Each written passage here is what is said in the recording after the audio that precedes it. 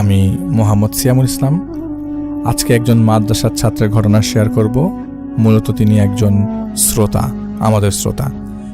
ওনার দাদা, নানা এবং নানিরা নাম রেখেছিলেন আলামিন। আলামিন ভাই নওগাঁ জেলায় বসবাস করেন এবং একটি মাদ্রাসায় পড়াশোনা করেন। তিনি তার সাথে ঘটে যাওয়া ঘটনাটা আমাদেরকে পাঠিয়েছিলেন। পরবর্তীতে আমরা সেটা লিখেছি, যিনি রেকর্ড করে পাঠিয়েছিলেন। লিখতে আমাদেরকে সাহায্য করেছেন আরেকজন টিমের সদস্য আব্দুর রহমান রাকিব। মূল ঘটনা শুরু হয়েছিল লকডাউনের আগে, 2019 সালের শেষের দিকে, শীতকাল আসার আগে। আগস্ট সেপ্টেম্বর মাসের ঘটনা। সেদিন সাধারণ দিনের মতোই ছিল।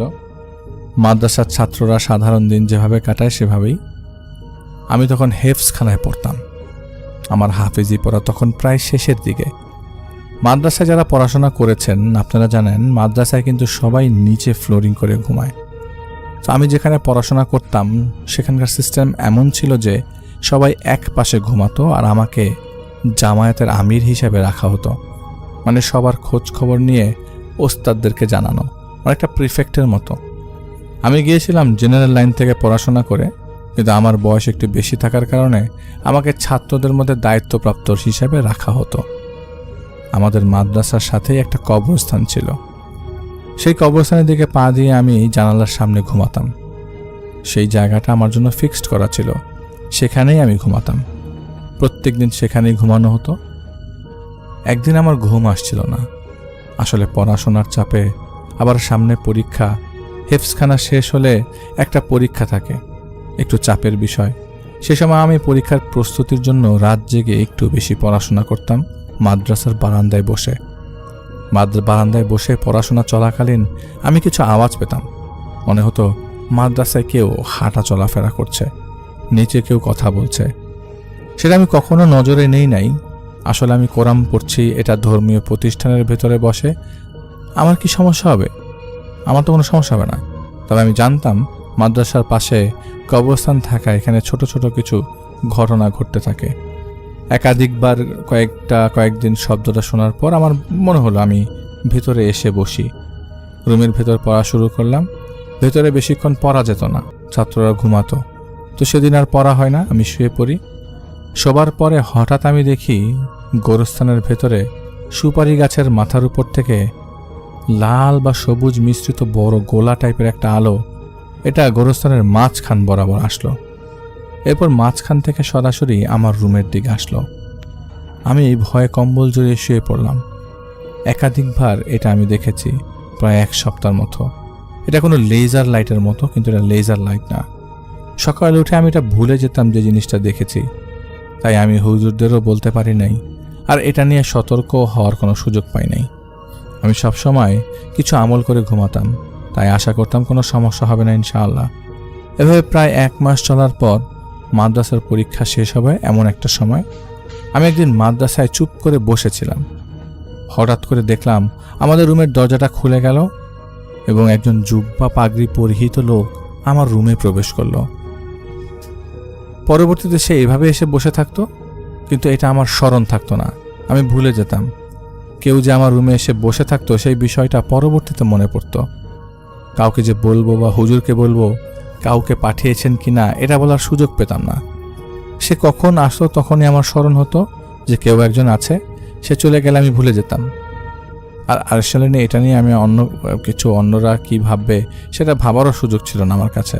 কারণ মাদ্রাসার ছাত্ররা সবাই একই রকম, সবাই ইসলামিক লেবাসে থাকে, বোঝা মুশকিল। আর আমাদের মাদ্রাসা এমন না যে খুব বড়, হাজার হাজার ছাত্র, চিনা যাবে না। আমাদের বাসায় 500 থেকে 800 ছাত্র হবে। এদের ভেতরে চেনা অসম্ভব কিছু না। তো তাকে কখনোই দেখতাম না। তো এইভাবে প্রায় 1 সপ্তাহ চলার পরে সে আমার সাথে কথা বলতে চাইল। সেদিন আমি ঘুমাইনি, রুমে বসে পড়ছিলাম। জানালা দিয়ে বাইরে থেকে আলো আসছিল, সে আলোয় পড়ছিলাম। ইসলামিক লেবাসে পড়া লোকটি এসে আমাকে বলল, কেমন আছো? আমি বললাম, জি ভালো, আলহামদুলিল্লাহ। আপনি কেমন আছেন বড় ভাই? আমি বড় ভাই বলছিলাম। আমি মনে মনে মনে করছিলাম সে আমাদের মাদ্রাসার কিতাব বিভাগের বড় কোনো ছাত্র হবে। তো সে একটা মুচকি হাসি দিল। এমন হাসি আমি কখনো কাউকে দিতে দেখিনি। এমনভাবে সে হাসি দিয়েছে, বলল, আলহামদুলিল্লাহ, আরবিতে বলছিল আলহামদুলিল্লাহ বিখাইরিন, ভালো আছে আল্লাহর রহমতে।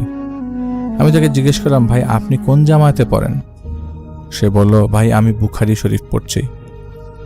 আপনাদেরকে জানানোর জন্য বলি, বুখারী শরীফ বা দাওরায়ে হাদিস যে ক্লাসটি রয়েছে, এটি মাওলানা হওয়ার আগে লাস্ট ক্লাস। এরপরে আর কোনো ক্লাস নেই। তার মানে এটা পড়ে সে মাওলানা হয়ে যাবে। পরে আমি তাকে বললাম, ভাই আপনি এখানে হিফজখানায় আসেন কেন? সে বলল, তোমাদের যে হুজুর আছেন তিনি আমাকে পাঠান এবং বলেন এখানে যদি কোনো ছাত্রকে পড়তে দেখো বা তার যদি পড়তে কোনো সমস্যা হয় তাহলে তাকে একটু সাহায্য করবা। আমি মনে মনে খুশি হলাম। সে এক সপ্তাহে এসেছেন, দেখেছেন, হয়তো আমি মাঝে মাঝে ঘুমিয়েছিলাম, আমার পাশে বসে থেকে চলে গেছেন। আসলে আমি পড়াশোনায় খুব একটা খারাপ ছিলাম না কখনোই, এখনও নই। তবে বড়দের হেল্প পেলে তো খুবই ভালো হয়। যে কেউ হোক, স্কুলের কিংবা মাদ্রাসার বড়রা সাহায্য করতে আসলে কিন্তু ভালো লাগে। আমি ওনাকে বললাম, ভাই সাহায্য করলে একটু ভালো হয়। যেহেতু আমার পড়াশোনা প্রায় শেষের দিকে, খুব চাপ থাকে সে সময়। পুরো কোরআন শরীফ ধারাবাহিকভাবে পড়ার একটা বিষয় থাকে। সে আমাকে বলল, আজকে তোমাকে আমি শিখিয়ে দিতে পারবো না, আমার সময় নেই। তোমার পড়া শুনতে পারবো না, আমি আগামীকাল আসবো, আগামীকাল তোমার পড়া শুনবো। তো আগামীকাল সে আসার কথা বলে চলে যায়। আমিও খুশি হয়ে যাই যে বড় ভাই আসবে। সারাদিন আমার কোনো কিছু মনে ছিল না। পরের দিন সে আসে এবং বলে, তুমি পড়ো, আমি শুনি। বিশ্বাস করার মতো কথা না ভাই, সারা রাত সে আমার পাশে বসেছিল। আমি পড়ছি এবং আমার পড়াশোনার অবস্থা বুঝিয়েছি। আসলে আমার পড়ার অবস্থা এমন নয়, আমি যেভাবে পড়ছি এভাবে আমি নিজে কখনোই পড়তে পারি নাই। যতটুকু আমি পড়ছি তা আমি নিজে একাকীভাবে কোনো সময়ই পড়তে পারি নাই। সে সেদিন আমাকে একটা জিনিস দিয়েছিল, জিনিসটা আজ অবধি আমার কাছে আছে। সেটার বিষয় বলাটা উচিত হবে না, তবুও বলছি। সে আমাকে একটা পয়সা দিয়েছিল।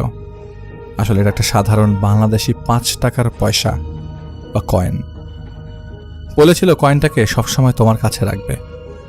সেই কয়েনটা নেওয়ার পরে আমার শরীরের একটা সুঘ্রাণ পাওয়া যেত, এখনো পাওয়া যায় মাঝে মাঝে। সেদিন তাকে পড়া শোনানোর পরে বলছি, এই পড়াটাই তুমি কালকে হুজুরকে পড়ে শোনাবা। পরদিন যখন আমি হুজুরকে পড়াটা শোনালাম, এটা আমার খুব ভালো করেই স্মরণ ছিল যে কেউ আমাকে বলেছিল হুজুরকে পড়াটা শোনাবা, কিন্তু তা ওই কথাগুলো স্মরণ ছিল না। তা আমি হুজুরকে পড়াটা শোনালাম। হুজুর বলছে, তুমি এখন এটা কিভাবে পড়লা? আসলে বিষয়টা হচ্ছে যে আমি যখন এটা পড়েছি তখন আমাকে আসলে তখন অবধি এটা পড়ানো হয়নি। যেটা আমাকে তখনও পড়ানো হয়নি সেটা আমি পড়ছি। যে কোরআন শরীফের সূরাটা আমাকে পড়ানোই হয়নি আমি সেইটাই পড়ছি। প্রায় 1 রাতও সময় লাগেনি, সূরাটা আমার পুরো মুখস্থ। তো আমি ভালো ছাত্র হওয়ায় হুজুর মনে করেছে আমি পড়াটা শিখে নিয়েছি। সেদিন থেকে সেই দৈনিক আসতে থাকে, দৈনিক আমাকে বুঝিয়ে দিত, পড়া শেখাতো, দিন সম্পর্কে অনেক কথা বলতো। হিফজখানায় থাকা অবস্থায় আমার ভেতর অনেক ভুল ছিল এবং সেই ভুলগুলো তিনি কারেক্ট করে দেওয়ার চেষ্টা করেছেন।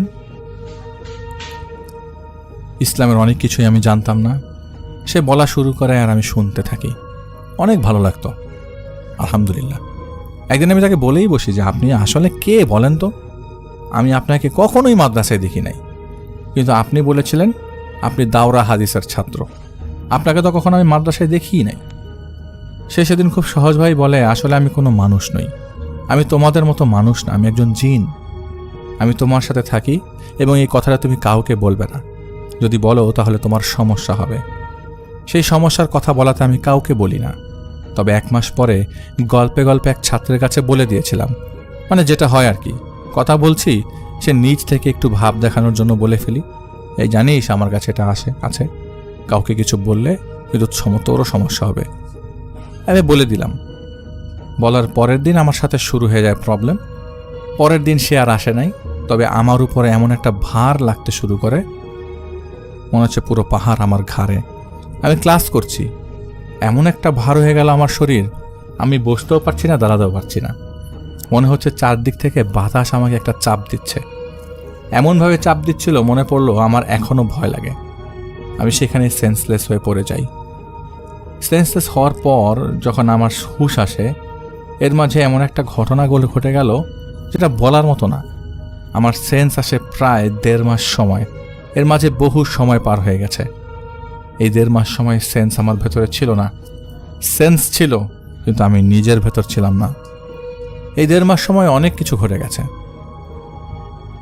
ধীরে ধীরে বলছি, যখন আমার সেন্স যায়, আমার ওস্তাদ বুঝতে পেরেছিলেন কোন একটা সমস্যা হয়েছে, কারণ মাদ্রাসার সবাই জানতো যে হেফজখানার একজন ছাত্র রাত জেগে পড়ে। তো এইভাবে আমার উপর সমস্যা শুরু হয়। ক্লাস চলাকালীন আমি সেন্সলেস হয়ে পড়ি। আমার ওস্তাদ যিনি ছিলেন, আমার ক্লাস করাচ্ছিলেন, তিনি আমাকে তুলে ধরেন, কিছুটা সেবা করেন, আমার মাথায় পানি দেওয়া, দোয়া পড়া, মাথায় ফু দেওয়া। তিনি বুঝতে পারছিলেন কোনো সমস্যা হয়তো হতে পারে। পরবর্তীতে যেটা আমি আমার পরিবার এবং ওস্তাদের কাছ থেকে শুনছিলাম, আমার হুঁশ ফিরেছিল। আমার হুঁশ ফেরার পর থেকে আমি নাকি উর্দুতে কথা বলছিলাম। হেফজখানায় একটা বিষয় আছে, হাফেজি শেষ করার পর অনেকে উর্দু ভাষাটা শেখানো হয়, কিন্তু আমি তখন হিফজ পড়াকালীন উর্দু বলছিলাম। সবাইকে যে বলল হুজুর, সবাই বড় হুজুরকে যে বলল যে এরকম একটা ঘটনা ঘটেছে, বড় হুজুরকে ডাকা হয়। বড় হুজুর আসেন, আমাকে দেখেন। যেটা আমি শুনছি, অনেক ঝাড়ফুঁক দেওয়ার পর আমি নিজেই ওনার সাথে কথা বলতে চাই। আসলে আমার উপর যে জিনটা এসেছিল, সে হুজুরকে বলে, এই ছাত্রের সাথে আমি আছি এবং তাকে আমি একটা জিনিস করতে মানা করেছিলাম, কিন্তু সে আমার কথা না শুনে সেটা বলে দিয়েছে, এই কারণে তাকে শাস্তি দেওয়া হচ্ছে। আসলে শাস্তি দেওয়া হয়েছিল কিনা, তা আমার ভালোর জন্যই করা হয়েছিল কিনা আমি জানি না। বড় হুজুর আমার পরিবারের লোকদের বলে যে এর তো ট্রিটমেন্ট করার পক্ষে আমার পক্ষে সম্ভব না, আমি ট্রিটমেন্টের কাজগুলো করিও না। উনি কুমিল্লাতে আমাকে পাঠিয়ে দেন, ওখানে একজন বিখ্যাত আলেম রয়েছেন, ওনার মাদ্রাসায় পাঠান আমাকে, বলেন যে ওখানে গিয়ে হুজুরকে দেখাতে, উনি হয়তো কোনো ট্রিটমেন্ট দিতে পারেন আশা করি। আমাকে সেখান থেকে কুমিল্লায় নিয়ে যাওয়া হয় এবং এর মাঝে প্রায় 1 সপ্তাহের মতো কেটে যায়। খুবই অসুস্থতার ভেতর দিয়ে পড়ে গেছিলাম, সুস্থ হওয়ার কোনো লক্ষণ দেখা যাচ্ছিল না। তো যখন দেখা গেল সুস্থ করা যাচ্ছে না, তখন আমাকে কুমিল্লার উদ্দেশ্যে নিয়ে যাওয়া হয়। কুমিল্লায় নিয়ে যাওয়া হলো আমাকে। ওইখানে নিয়ে যাওয়ার পর যে হুজুর ছিলেন, উনি প্রথমে আমাকে দেখেন নাই, আমার বাবার সাথে কথা বলছেন, এবং উনি এমন একজন আলেম যিনি মহিলাদের সঙ্গে দেখা তো দূরের কথাও বলেন না, এমনকি পর্দার ভেতরেই হোক বা বাইরেই হোক। তো আমার বাবার সঙ্গে কথা বলার পর বাবা যখন বলে, আমার ছেলে এইভাবে অজ্ঞান হয়ে গেছে, এরকম ঘটনা ঘটেছে, আপনি একটু দেখেন। হুজুর বললেন, আজকের দিনটা সময় দেন, আপনারা মাদ্রাসাতেই থাকেন। আমার মাকে হুজুর তার বাসায় স্ত্রীর সাথে থাকার ব্যবস্থা করে দিল। তো সেদিন মাদ্রাসায় থাকা হলো আমাদের। আজব একটা ব্যাপার ঘটে গেছে। মাদ্রাসায় ঢোকার আগ পর্যন্ত আমি উর্দুতে কথা বলছিলাম, মাদ্রাসায় ঢোকার পর থেকে আমার উর্দু কথাবার্তা সব চলে গেছে, আমি নর্মাল, আমার কোনো সমস্যাই নেই। হুজুর একদিন পর আমার বাবাকে ডেকে বলছিল যে আপনার ছেলেকে নিয়ে আসুন। মাদ্রাসার কিছু ছাত্রের সাহায্যে আমাকে নিয়ে আসা হয় হুজুরের সামনে। হুজুর আমাকে সরাসরি বললেন যে তুমি কেন আসছো এখানে, তোমার নাম কি, কেমন আছো, মানে বেসিক প্রশ্ন। তো উনি সরাসরি বলছেন তুমি কেন আসছো এখানে। আমি বলছিলাম আমার বাবা মা আমাকে নিয়ে আসছে এখানে। এই কথা বলার পরপরই হুজুর বললেন, এই বেত নিয়ে আসো। বেত আনার পরে হুজুর বলছে, আসলে তোমাকে আমি আঘাত করতে চাচ্ছি না, কে তুমি নিজের পরিচয় দাও, আশা করি তোমার জন্য আমি কিছু করতে পারবো। তখনও পরিচয় নাকি দিতে চাইছিলাম না আমি। হুজুর কিছুক্ষণ চোখ বন্ধ করে আমার সামনে বসেছিলেন, যেটা আমার বাবা বলেছিলেন। আমার বাবার ভাষ্য মতে পরবর্তীতে চোখ খুলে হুজুর বলছেন, একটা ছোট বাটি নিয়ে আসো। বাটি আনার পরে খালি বাটিটা হুজুর সামনে রেখেছিলেন এবং রাখার পরে কিছু একটা পড়ছিলেন, পরে আমাকে বাটিটাতে ফু দিলেন। তখন আমার ভেতরে যে ছিল সে কথা বলতে শুরু করলো। তার নামটা আমি বলছি না, ধরে নেই তার নাম সালাউদ্দিন। সে বলছে, আমার নাম সালাউদ্দিন, আমি পাকিস্তান বংশোদ্ভূত। হিন্দুস্তানের যে অংশটাকে পাকিস্তান বলা হয় সেই অংশ এখানকার বংশোদ্ভূত আমি। সে আমাদের দেশে 50 বছরের উপর বসবাস করছে এবং আমাদের মাদ্রাসার যে কবরস্থান ছিল সেখানে সে থাকে, সেই গাছটাতে থাকে, যে গাছের কথা আমি শুরুতেই বলেছিলাম। এবং আমি যখন বাইরে বসে পড়তাম তখন সে পড়াটা শুনতো, তার ভালো লাগতো। সে একজন মুসলমান, ভালো মুসলিম জিন। হুজুর বলছেন, তুমি যদি আর ভালো চাও তাহলে তাকে আঘাত করলে কেন। সে তখন বলছে, আসলে আমি আঘাত করতে চাই নাই, আমি তাকে বলতে চাইছিলাম এটা তোমার করা উচিত হয়নি। তবে সে আমার ওয়াদাটা নিতে পারে নাই। এই সব জিনিসের একটা ভার থাকে, তার সেই বয়স হয় নাই, তাই সে নিতে পারে নাই। এসব বলার পর হুজুর বলছে, তুমি তাকে বিরক্ত করবে না। তো সেই জন হুজুরকে বলছে যে আপনি আমাকে ছাড়তে বলতে পারেন না, কারণ এই ছেলে আমাকে বলেছে আমি ওর সাথে থাকবো। তো আমি একটু স্মরণ করিয়ে দিই, আমি আমার মাদ্রাসার হুজুর যখন পড়ছিল তখন সে বলছিল আমি একজন জিন, আমি তোমার সাথে থাকি। আমি বলছিলাম থাকো, বা এমন কিছু একটা হয়তো বলেছিলাম, যা আমার পুরোপুরি স্মরণ হয়নি। হুজুরকে কথা বলার পর হুজুর বলছে তোমার ওজন নেওয়ার মতো তো এই ছেলের এখনো বয়স হয়নি। সালাউদ্দিন বলছে যে আমি তার কাছে আসবো না যতদিন না সে আমাকে ডাক দিবে, কিন্তু তার যদি কোনো বিপদ হয় আমি আসবো সাহায্য করার জন্য আল্লাহর উছিলায়। এই শর্তে আমি তাকে ছাড়তে পারি, তবে আমি এই 7 দিন তার সাথে থাকার কারণে তার যে শারীরিক সমস্যা হয়েছে সেটার যেন ডাক্তারি চিকিৎসা করা হয়। সে আমার ভালোই চাইছিল। পরবর্তী সে যখন চলে যায় তখন সে বাটিটা আমার সামনে রেখেছিল, সেই বাটিতে ফু দিয়েছিল কিছু একটা পরে। সেই বাটিটাকে আমি হাতে নিয়েছিলাম, নিয়ে মাথার উপর উঠালাম। আমার বাবা সেখানে নিজে উপস্থিত ছিলেন, তিনি শুনছিলেন বাটির উপরে লোহার কিছু ফেললে যেমন একটা টুং করে শব্দ হয়, সে একটা শব্দ হলো। তো সেই শব্দটা হওয়ার পর সেই বাটিটা যখন নিচে রাখে, সেই 5 টাকার কয়েন বাটির ভেতর ছিল, এবং সে হুজুরকে বলছিল আমি এটার দিক তাকে ভালোবাসি তাই দিলাম, এটা দিয়ে আমাকে ডাকা যাবে, এটা দিয়ে যেন সে আমাকে ডাকতে পারে কোনো সমস্যা হলে, তাই এটা আমি তাকে ভালোবেসে দিলাম। আমার বাবাকে বাইরে পাঠিয়ে তাকে ডাকার কিছু প্রসিডিওর হুজুরকে বলে দিল। হুজুর পরবর্তীতে আমাকে বলছিল। তো এখান থেকে সে আমাকে ছেড়ে চলে যায়, এবং এরপর থেকে প্রায় 1.5 মাসের উপর আমি অসুস্থ ছিলাম। আরও কিছু দিন পর যে সেন্স আসে, সুস্থ হয়ে 2.5 মাস পর, সম্পূর্ণ সুস্থ হতে কিছু সময় লাগে। আমার সেন্স যখন পুরোপুরি চলে আসে আমি তখন বিছানায় শোয়া অবস্থায়। আমি ভাবছিলাম হয়তো 1-2 ঘন্টা হলো, কিন্তু শুনলাম প্রায় 2.5 মাস। আমি সেদিন খুব বড় একটা শক খেলাম। 2.5 মাস বেহুশ একটা মানুষ কিভাবে থাকে? আসলে এটা বলার মতো না। তখন নতুন ছিলাম, অনেক সমস্যা হতো, তো এখন আর কিছু মনে হয় না। পরবর্তীতে যখন আমি সুস্থ হয়ে গেলাম, হুজুর বলছিল যে সে সুস্থ হয়ে গেলে আমার কাছে নিয়ে আসবা। আমাকে আবারও হুজুরের কাছে নিয়ে আসা গেল, এবং সবাইকে বের করে দিয়ে হুজুর আমাকে সেই প্রসিডিওরটা শিখিয়ে দিল। আমি তাকে স্বপ্নে দেখতাম প্রায়। আমি স্বপ্নে দেখতে থাকি, সে আমাকে অনেক কিছু বলতো, অনেক কিছু বুঝিয়ে দিত, আবার অনেক কিছু বলে দিত যেটা বলা সম্ভব না। এভাবেই প্রায় 8-9 মাস যায়, পড়াশোনা চলছিল। আমি ফুপ্পির বাড়ি বেড়াতে যাই। আমার মায়ের সঙ্গে একটা ঘটনা ঘটে। একজন ফকির আসে আমাদের বাসায়। সে ফকির মায়ের কাছে ভাত চায়। মা তাকে ভাত দিয়েছিল। ভাত খাওয়ার পর সে আমাদের ঘরের সামনে বলছিল যে তোমার ছেলের সাথে যে লোক যেটা আছে সে অনেক ভালো। তো এটা তো ফকিরের জানার কথা না। সেই ফকিরকে আর খুঁজেই পাওয়া গেল না। কোথা থেকে এসছে, কোথায় গেছে, মাও তাকে কখনো কোথাও দেখেনি। এই বিষয়ে সেই ফকির তো বলেছেই যেগুলো আমি জানি না। আমার মায়ের বিবাহের ঘটনাটি মায়ের কাছ থেকে পেলাম। সালাউদ্দিন একটা সময় আমাকে বলেছিল স্বপ্নের মধ্যে যে তুমি এমন অনেক কিছু দেখবে যেটা দেখলে ভয় পেতে পারো, কিন্তু পেও না। আমি যে মাদ্রাসায় পড়াশোনা করছি সেখান থেকে আমার বাসায় আসতে প্রায় 2 কিলো। এর মধ্যে একটা রেল স্টেশন পড়ে।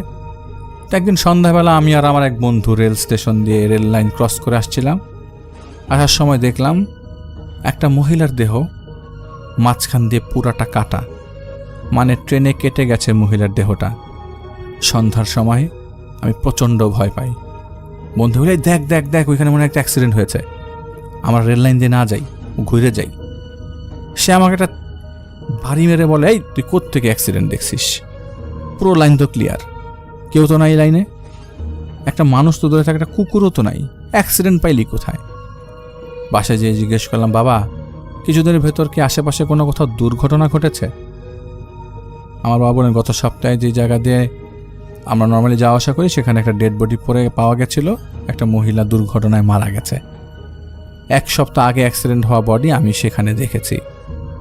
আর অনেক ছায়ামূর্তি দেখতে পাই, ভয়ানক জিনিস চোখে আসে, যেটা হয়তো পরবর্তীতে কোনো একটা সময় বলা হবে। আমার উপর ব্ল্যাক ম্যাজিকও করা হয়েছিল। আরও ব্যাপার শেয়ার করবো পরে। আজ এতটুকুই।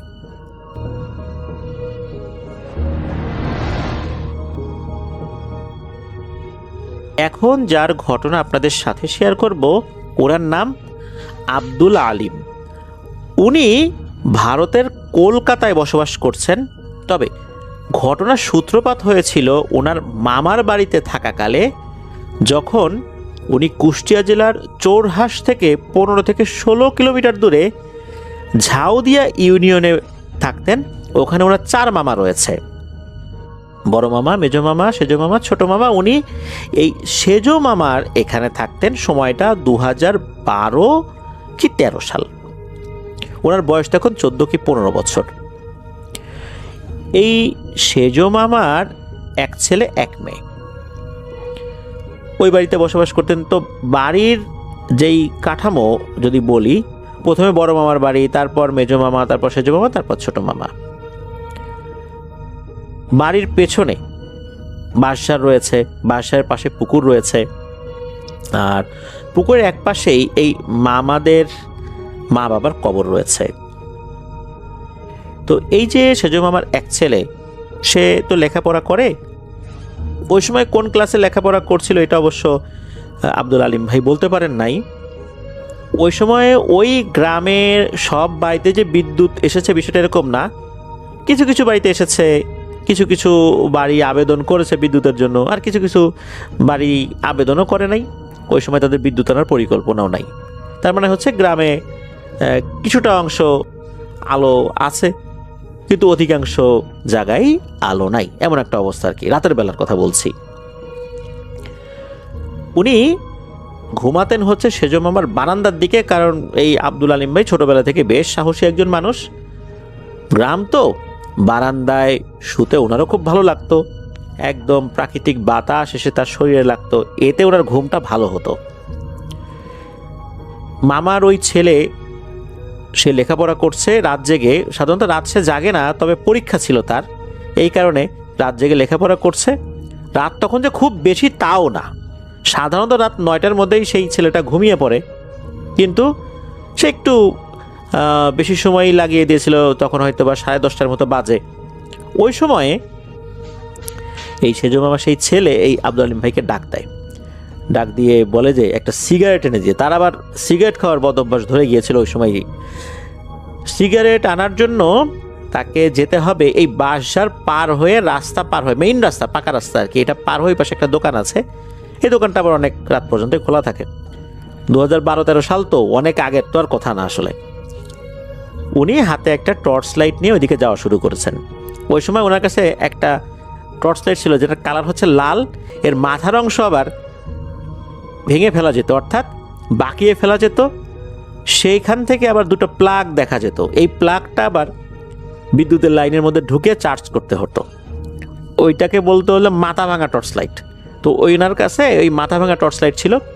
এটা জ্বালিয়ে মনের সুখে চলে গেছেন অল্প সময়ের মধ্যেই। মাত্র 3 মিনিট ম্যাক্সিমাম লাগে আর কি পায়ে হেঁটে ওই দোকানে যেতে। দোকানে যাওয়ার পর সিগারেট কিনেছেন। সিগারেট কেনার পর আবার ফেরত আসছেন। এই যাওয়া আসার মধ্যে কিন্তু কোনো ভয়ের ঘটনা ঘটেনি। কিন্তু উনি যখনই এসে ঘরের দরজায় দাঁড়িয়েছেন, এক পা দেবেন কেবল, এমন সময় দেখেন যে মাঝারি আকৃতির একটা গোখরো সাপ, এই জিনিসটা এই দরজার কাছে রয়েছে। এটা দেখার সাথে সাথে উনি ওরে মারে বাবারে বলে চিৎকার করে উঠছেন, সাপ সাপ সাপ। আর তখনই এই সাপটা ভয় পেয়ে ঘরের মধ্যে ঢুকে একটা শোকেসের নিচে চলে গেছে। উনি তো দেখেছেন যে সাপটা চলে গেছে, আর কেউ কিন্তু মানে তখনও দেখে নাই আর কি। এদিকে উনি বলছেন সাপ সাপ সাপ, সবাই তো চমকে উঠছে, সাপ মানে সাপ কোথায়? উনি বলছেন যে এই তো, এই যে এই শোকেসের নিচে গেল। তখন এই আব্দুল আলিম ভাই উনি আবার একটু ঝুঁকে পড়ে টর্চ লাইট মেরে দেখেন এই সাপটা শোকেসের পেছন দিকের একটা পায়ার সাথে পেঁচিয়ে লুকিয়ে রয়েছে। মনে হচ্ছে সে খুব ভয় পেয়েছে। এটা দেখার পর এই আব্দুল আলিম ভাই কি করেছেন, একটা লাঠি নিয়ে আসছেন। লাঠি নিয়ে এসে এই ঝুঁকে পড়েই ওই সাপটার মাথায় ক্রমাগত উনি আঘাত করছেন। ওই ঝুঁকে পড়ে আঘাত করতে করতে ওই সাপটার মাথা একদম থেতলে দিয়েছেন, মানে সাপটা ওখানেই মারা গেছে। এরপর সাপটাকে বের করেছেন। বের করার পর উঠোনে নিয়েছেন। উঠোনে নেওয়ার পর যে কাজটি উনি করেছেন সেটা হলো এই সাপের শরীরের উপরে কেরোসিন জাতীয় তেল দিয়ে আগুন ধরাই দিয়েছেন। সাপটাকে পুড়িয়ে অনেকটাই ছাই বানিয়ে ফেলেছেন। তবে কেরোসিন তেল যখন অনেকটাই কমে গেছে এর প্রভাব। তখন দেখা গেল যে না, একদম পুরোপুরি পুরো ছাই হয় নাই। তখন আব্দুল আলিম ভাই কী করলেন, এই সাপটাকে উনি মাটি চাপা দিয়ে দিলেন একপাশে গর্ত করে। বাড়ির মধ্যে সাপ দেখা গিয়েছে, বাসার মধ্যে তো একটা আতঙ্ক বিরাজ করবে, এটাই স্বাভাবিক। ওই রাত্রে এই আব্দুল আলিম ভাই আর বাইরে ঘুমানোর সাহস করেন নাই, উনি ঘরেই ঘুমিয়েছেন। যেহেতু সাপ উনি নিজের চোখেই দেখেছেন আর কি, নিজেই মারলেন। বাড়ির লোকদের মধ্যে একটা আতঙ্ক বিরাজ করছে যে আরও সাপটা আছে কিনা। এই সাপটা তো আসলে একটা মাঝারি সাইজের সাপ ছিল, চিন্তা করা হচ্ছে যে হয়তো বা বড় সাইজের সাপ আছে কিনা। তবে সাপের আলামত আগে তো ওনারা বুঝতে পারেন নাই, এটা কোত্থেকে আসলো, আসতেই পারে, গ্রামের বাড়ি তো, আশপাশ থেকে এসেছে হয়তোবা। তো ওই রাতে আর কোনো সমস্যা হয় নাই, সবাই ঘুমিয়ে পড়লেন। এরপরে প্রায় 2 সপ্তাহ অতিবাহিত হয়ে গেল, কোনো সমস্যা নেই, বিষয়টা একদম ভুলতেই বসেছেন বাড়ির সবাই। 15 দিনের মাথায় ঘটে একটা ঘটনা। এই যে আব্দুল আলিম ভাই, উনি শুয়ে আছেন, ঘুমাচ্ছেন, গভীর রাত্রে উনি একটা স্বপ্ন দেখেন। স্বপ্নে উনি দেখেন যে একটা বিড়াল, এই বিড়ালটা আকৃতিতে মাঝারি সাইজের, একদম ধবধবে সাদা, আর বিড়ালের চোখ দুটো অসম্ভব রকমের সবুজ। আর সবুজ কোনো জিনিস যদি আলোকিত হয়, কেমন এক ধরনের সবুজ আলোকছটা বিচ্ছুরিত হয়, ওরকম আলোকছটা বিচ্ছুরিত হচ্ছে। এই বিড়ালটা একটা মোটা আম গাছ থেকে মনে হচ্ছে বেয়ে নেমে আসছে, আর তার দিকে তাকিয়ে রয়েছে। এই মোটা আম গাছটা আসলে ওই বাড়িরই একটা আম গাছ। এই আম গাছটা অনেক মোটা, এত মোটা যে 2 জন মানুষ নাকি হাত দিয়ে বের পাওয়া মুশকিল হয়ে যায়। উনি স্বপ্নে দেখছেন উনি আম গাছটার নিচে আছেন, উপর থেকে ওই বিড়ালটা আস্তে আস্তে ওনার দিকে তাকিয়ে নেমে আসছে। উনি এই স্বপ্নটা দেখলেন।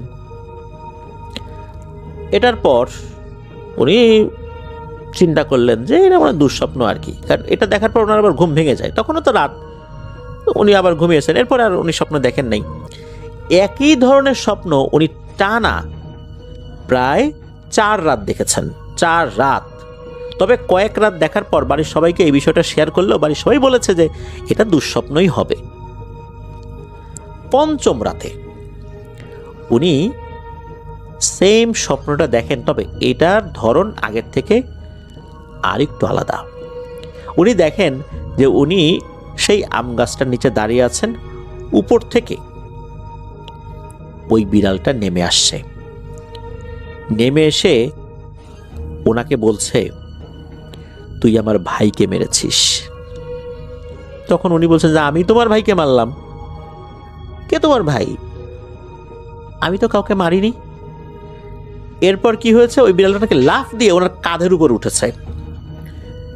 এতদিন তো স্বপ্নের মধ্যে শুধু ওই গাছের একটা নির্দিষ্ট অংশে তাকে দেখা গিয়েছে, এবার বিড়ালটা লাফ দিয়ে তার কাঁধের উপর এসেছে। তখন নাকি ওনার ঘুম ভেঙে গেছে।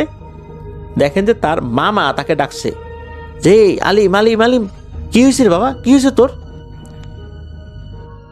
উনি তো খেয়াল করেন যে ঘেমে একদম একাকার হয়ে গেছেন। এই যে আলিম ভাই, উনি একদম ঘেমে গোসল করে উঠেছেন, এমন একটা অবস্থা। পরে উনি জানতে পারলেন যে উনি ভয়ঙ্করভাবে ঘুমের ভিতরে গোংরাচ্ছিলেন, এই জন্য তার মামা এসে তাকে ডাক দিয়েছে। এরপর উনি দিনের বেলাতে বিষয়টা শেয়ার করেন। তখনও বাড়ির লোকজন এই বিষয়টাতে আসলে ওইভাবে গুরুত্ব দিচ্ছিল না। এর পরের রাত ঘুমিয়েছেন উনি। এবার রাতেও উনি সেই একই স্বপ্নটাই দেখলেন। স্বপ্নটা এবার আরেকটু অন্যরকম। সেটা হচ্ছে স্বপ্নের মধ্যে উনি সেই গাছের নিচে দাঁড়িয়ে আছেন, সেম বিড়ালটা উপর থেকে আস্তে আস্তে নেমে আসছে। এবার নেমে এসে তাকে বলছে, তুই আমার ভাইকে মেরেছিস রে। তখন উনি বলছেন, আমি তোমার ভাইকে কিভাবে মারলাম, আমি তো কাউকে মারিনি। তখন ওই বিড়ালটা বলছে, মারছিস মারছিস, আমি আর আমার ভাই ওখান দিয়ে খেলা করছিলাম। আমি বিড়ালের বেশে আর আমার ভাই সাপের বেশে। হঠাৎ করে তুই ওখানে চলে আসছিস। আমার ভাই আশেপাশে কোথায় যাবে বুঝতে না পেরে ওই দরজার কাছে চলে গেছে। তুই আবার দরজার কাছে গিয়ে তাকে দেখেও ফেলেছিস। দেখার সাথে সাথে সাপ সাপ বলে উঠেছিস। আমার ভাই তখন কোনো উপায়ন্তর না পেয়ে, বুঝতে না পেরে সে ওই ঘরের মধ্যে ঢুকে গেছে। তুই সেখানে গিয়ে আমার ভাইকে খুঁজে বের করছিস। বের করার পর তোর কি উচিত ছিল? ধর্মে কি বলে, কি বলা উচিত ছিল? রাসূল সাল্লাল্লাহু আলাইহি সাল্লাম কি শিক্ষা দিয়েছেন? তোর কি বলা উচিত ছিল না, তুমি যদি জিন হয়ে থাকো তুমি চলে যাও? রাতের বেলা এইভাবে সাপ মারা উচিত না? তুই কি সেই কাজটা করছিস? করিস নাই। তুই কি করলি? কোনো ধরনের সুযোগ না দিয়ে ওই জায়গাটাতেই আমার ভাইয়ের মাথাটা খুব নিষ্ঠুরভাবে থেতলে দিয়ে মেরে ফেললি। মানলাম আমার ভাই ভুল করে ফেলছে, মানলাম আমার ভাই অন্যায়ই করছে, তোরা সাপ মনে করেই মারলি। এরপর তুই কি কাজটা করলি? তুই আমার ভাইয়ের মৃতদেহ বাইরে বের করে এনে আগুন ধরাই দিলি। তুই বল, এটা কি কোনো কাজের মধ্যে পড়ে? মারলি, তুই দাফন করে দিতি, ফেলে দিতি, আমরা না হয় লাশটার জানাজা করতাম। মানলাম আমার ভাইয়ের ভুল হয়েছে, সেই হিসাবে তোকে ক্ষমা করে দিতাম। তুই কেন আমার ভাইয়ের শরীরে আগুন ধরাই দিলি? এটি কি কোনো লাশের প্রতি সম্মান জানানো হইল? কোনো কিছুকে আগুন দিয়ে পোড়ানো, কোনো জীবকে, জীবিত অবস্থায় হোক বা মৃত অবস্থায় হোক, এটা কি উচিত হয়েছে? তারপর কি করলি? দাফন করে দিলি। এই দাফনটা আগে করতি, তাও মেনে নিতাম। আমার ভাইয়ের লাশটা অন্তত আমরা সেখান থেকে মাটির থেকে তুলে নেওয়ার ব্যবস্থা করতাম। তুই কি করলি? এভাবে পুরায় অনেকটাই ছাই করে দিয়ে আবার দাফনও করে দিলি, আমাদের নেয়ারও সুযোগ দিলি না। এখন তুই বল, এই কাজটার শাস্তি কি হইতে পারে? আমি তো তোকে ছাড়বো না রে। তোর অপরাধ অনেক গুরুতর, নিছক ভুল না, এটা ভয়ঙ্কর অন্যায়। ভুল হলে ক্ষমা করা যায়, অন্যায়ের শাস্তি পেতে হয়। তুই অন্যায় করছিস, এর শাস্তি তো তোকে পেতেই হবে। ভাই হত্যার শোধ তো আমি নেবই। তো এইরকম করে তাকে বলছে। উনি স্বপ্নের মধ্যে বলছে, আমার ভুল হয়ে গেছে, আমাকে ক্ষমা করে দাও, আমি বুঝতে পারি না, আমি তো সাপ মনে করেই মারছি। তখন আবার সে বলছে, সাপ মনে করে মারছিস ভালো, কেন ওকে আগুন ধরাই দিলি মারার পর? এটার জবাব কি দিবি? তখন উনি বলছেন যে আমার তো ভুল হয়ে গেছে, আমি আসলেই বুঝতে পারি নাই, এই কাজটা করা আমার উচিত হয় নাই।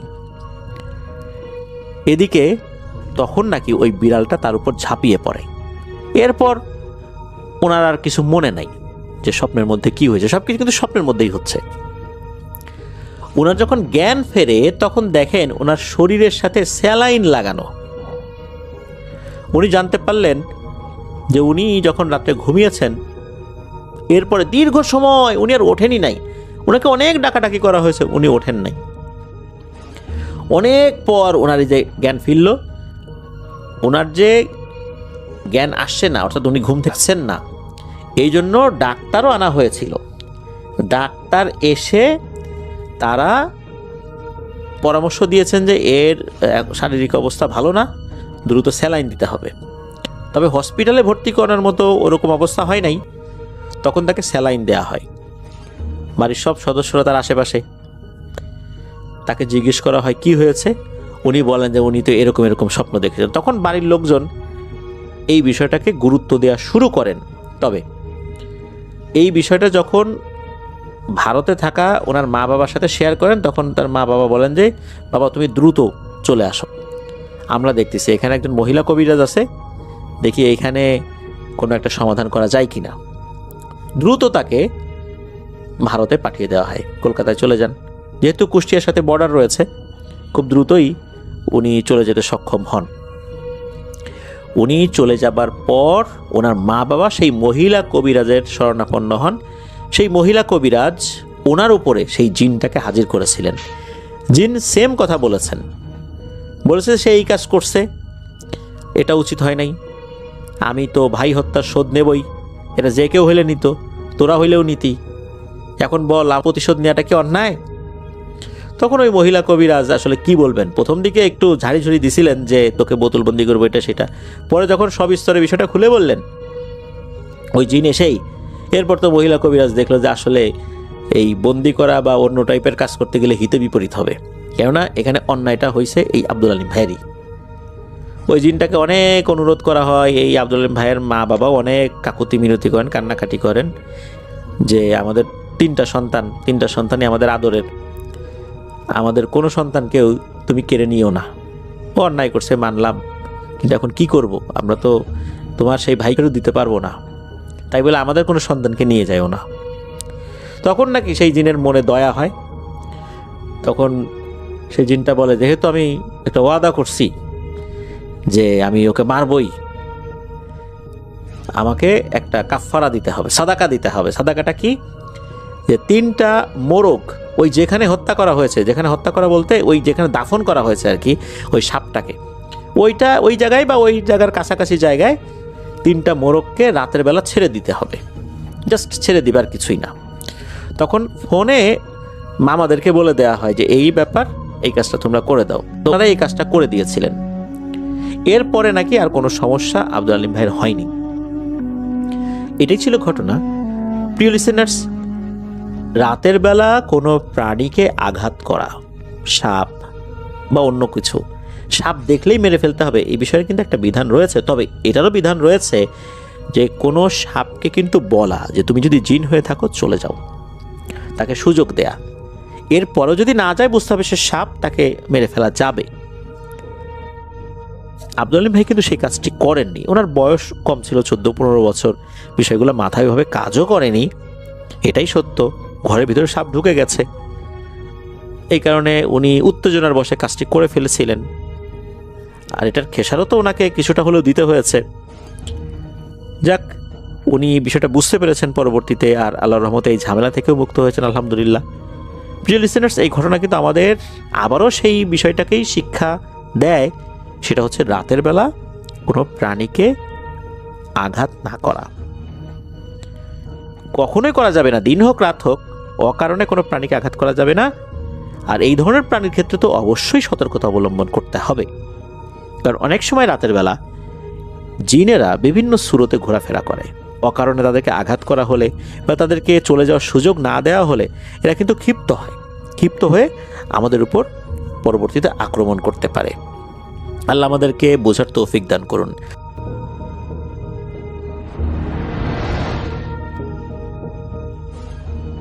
এই ঘটনাটি আমাদের সাথে শেয়ার করেছেন আরাফ জামান কুমিল্লা থেকে, এবং তিনি তার বন্ধুর বড় ভাইয়ের একটি ঘটনা আমাদের সাথে শেয়ার করেছেন।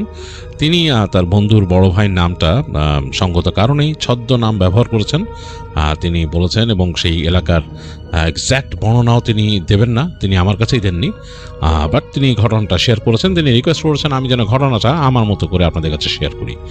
তো আমি চলে যাচ্ছি আরাফ জামানের পাঠানো ঘটনায়। আরাফের বন্ধু সেন্টুরা কুমিল্লার লালমাই পাহাড়ের কাছাকাছি কোনো একটা গহীন গ্রামে থাকতো। এক্স্যাক্ট লোকেশনটা সে শেয়ার করবে না আরাফ, তো সে একটা লোকেশন বলেছে, সেই জায়গাটা বলেছে পাহাড়ের কিছু এক্সটেনশন আছে সেখানে, কিন্তু গ্রামটা একেবারেই গহীন গ্রাম। তো সেখানে সেন্টুরা থাকতো এবং তারা ওখানে তাদের পুরো পরিবার নিয়ে থাকতো। মোটামুটি একটা সচ্ছল পরিবার ছিল তারা। তো সেন্টুর বড় ভাই ছিলেন মন্টু, এবং তিনি আসলে একটু দুরন্ত ছিলেন। তিনি আসলে তার কাজকর্ম বা তেমন একটা কিছু করতেন না, পড়াশোনা এইচএসসির পরে ছেড়ে দিয়েছিলেন এবং আর কোনো কাজ করতেন না। তার বাবা অনেক চেয়েছিল তাকে শহরে পাঠিয়ে পড়াশোনা করাতে, তো তিনি সেটা করতে চাইতেন না, তিনি ঘুরে ফিরে সময় কাটাতেন। তো সেন্টুর বাবা এক সময় বিরক্ত হয়ে যায় ছেলের উপরে, বেশ বিরক্ত হয়ে যান, এবং তিনি ছেলেকে বিদেশে পাঠিয়ে দেবেন ঠিক করেন। তো মোটামুটি তিনি বিভিন্ন চ্যানেলে কথাবার্তা বলে একসময়, এটা কিন্তু 2005-এর দিকের ঘটনা, তো তার বাবা মোটামুটি একটা চ্যানেল ঠিক করে তাকে দুবাইতে পাঠিয়ে দেন একটা চাকরিতে আর কি। তো যাই হোক, অনেক গাইগুই করার পরে সেন্টুর ভাই মন্টু চলে যান দুবাইতে চাকরির জন্য। তো দুবাইতে তিনি 3 বছর পার করে ফেলেন। এর মধ্যে প্রথম বছরে তার একটু সমস্যা হতো, তিনি বাড়িতে যোগাযোগ করতেন, চলে আসতে চাইতেন, বাট তারপরে আস্তে আস্তে তিনি অ্যাডজাস্ট করে ফেলেন ওইখানে, এবং মোটামুটি 3 বছর পার হয়ে গেছে। কিন্তু এদিকে সেন্টুর বাবা মা খুব উদ্বিগ্ন হয়ে যান, তাদের মন মেজাজ অন্যরকম হয়ে যায় যে ছেলে নাই বাড়িতে, একমাত্র সেন্টু, তার ভাই মন্টু নাই, এবং বাড়িঘর খালি থাকে, এবং তারা তো মোটামুটি সচ্ছল, তাদের আর্থিক একটা ভালো সঙ্গতি আছে, ছেলের যে ইনকাম করে তাদের চালাইতে হবে সেটা না। বাট একটা জিনিস যে ছেলেকে চাইছে তারা এঙ্গেজ করে রাখতে কোথাও, যাতে দুষ্টুমি না করে, যেসব তার নামে নালিশ টালিশ আসতো আর কি, দুরন্ত পানার এগুলো যে না আসে। তো এখন তো বুঝতে পারছে 3 বছরের ছেলের বয়সও বাড়ছে। তারপরেও তারা চিন্তা করে যে ছেলেকে বিয়ে দিয়ে দিব, বিয়ে দিয়ে নিয়ে আসবো, আর বিদেশ যাওয়ার দরকার নেই। এই চিন্তা করে তারা পাত্রী খুঁজে। তো সেন্টুর বাবা বিভিন্ন জায়গায় পরিচিত মহলে খোঁজখবর নেয়, এবং খোঁজখবর নিতে নিতে তাদের কাছাকাছি এক গ্রামে তার এক পরিচিত মানুষের সাথে তার কথাবার্তা হয়, এবং সবাই মিলে মানে পরিবারের সবাই মিলে ডিসাইড করে যে ওই বাড়িতে কথাবার্তা বলে দেখবে, এবং কথাবার্তা বলে তারা মোটামুটি সেটেল করে ফেলে যে সেই বাড়ির মেয়ের সাথে সেন্টুর ভাইয়ের বিয়ে দিবে। ওই মেয়ের পরিবার মন্টুর ছবি বা ইত্যাদি ইত্যাদি দেখে তারা বেশ পছন্দ করছে, এবং মেয়ের ছবিও সেন্টুর ভাইকে পাঠানো হয়েছে, তিনিও লাইক করছেন। যাই হোক, এরকম দিনে তার বাবা তাকে আসতে বলেন, এবং একদিন মন্টু যথাসময়ে চলে আসেন দেশে। তো দেশে এসে গ্রামে আসছেন, এবং তার একদিক দিয়ে ভালোই লাগতেছে, আবার তার কাছ থেকে তার একটু মনও টিকতেছে না। সে নাকি বাবা মাকে বারবার বলে যে আসলে ঠিক আছে, গ্রাম মনে পড়তো সবসময়, গ্রামের প্রতি একটা ভালোবাসা তো আছেই, কিন্তু এখন তো একটু মানে মানে ভালো অ্যাডভান্সমেন্টে অভ্যস্ত হয়ে গেছি। দুবাইতে থাকতাম ভালো জায়গায়, ভালো সব জায়গায়, আমি যেখানে থাকতাম জায়গাটা ভালো ছিল সেই। তো তার বাবা মা বলে যে বাবা কি করবি, পরে নাহলে আমরা অন্য জায়গায় ঢাকা শহরে তোরে থাকার ব্যবস্থা করে দিব, অথবা কুমিল্লা শহরে আমরা একটা ঘর ভাড়া নিয়ে নিব, অসুবিধা নেই, আপাতত থাক, বিয়ে শাদী হোক। তো সেন্টুর বাবা তা এই মন্টুর মানে সেন্টুর বড় ভাইয়ের বিয়ের উপলক্ষে তার জন্য একটা নতুন ঘর বানায় দেন।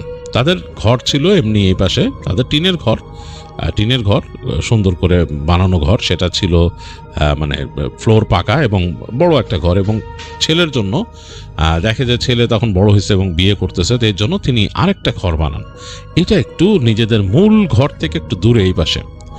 তো সেটা একটা টিনের ঘর তিনি তৈরি করেন, এবং সুন্দর দরজা দিয়ে ওরকম ফ্লোর পাকা করে ছেলেকে বলেন যে পরবর্তীতে তুই যদি থেকে যাস তাহলে তোরে হয় ঢাকা পাঠাই দিব, ব্যবসা বাণিজ্য একটা ধরাই দিব, আর নাহলে কুমিল্লা শহরে মুভ করে আমরা বাসা নিয়ে নিব।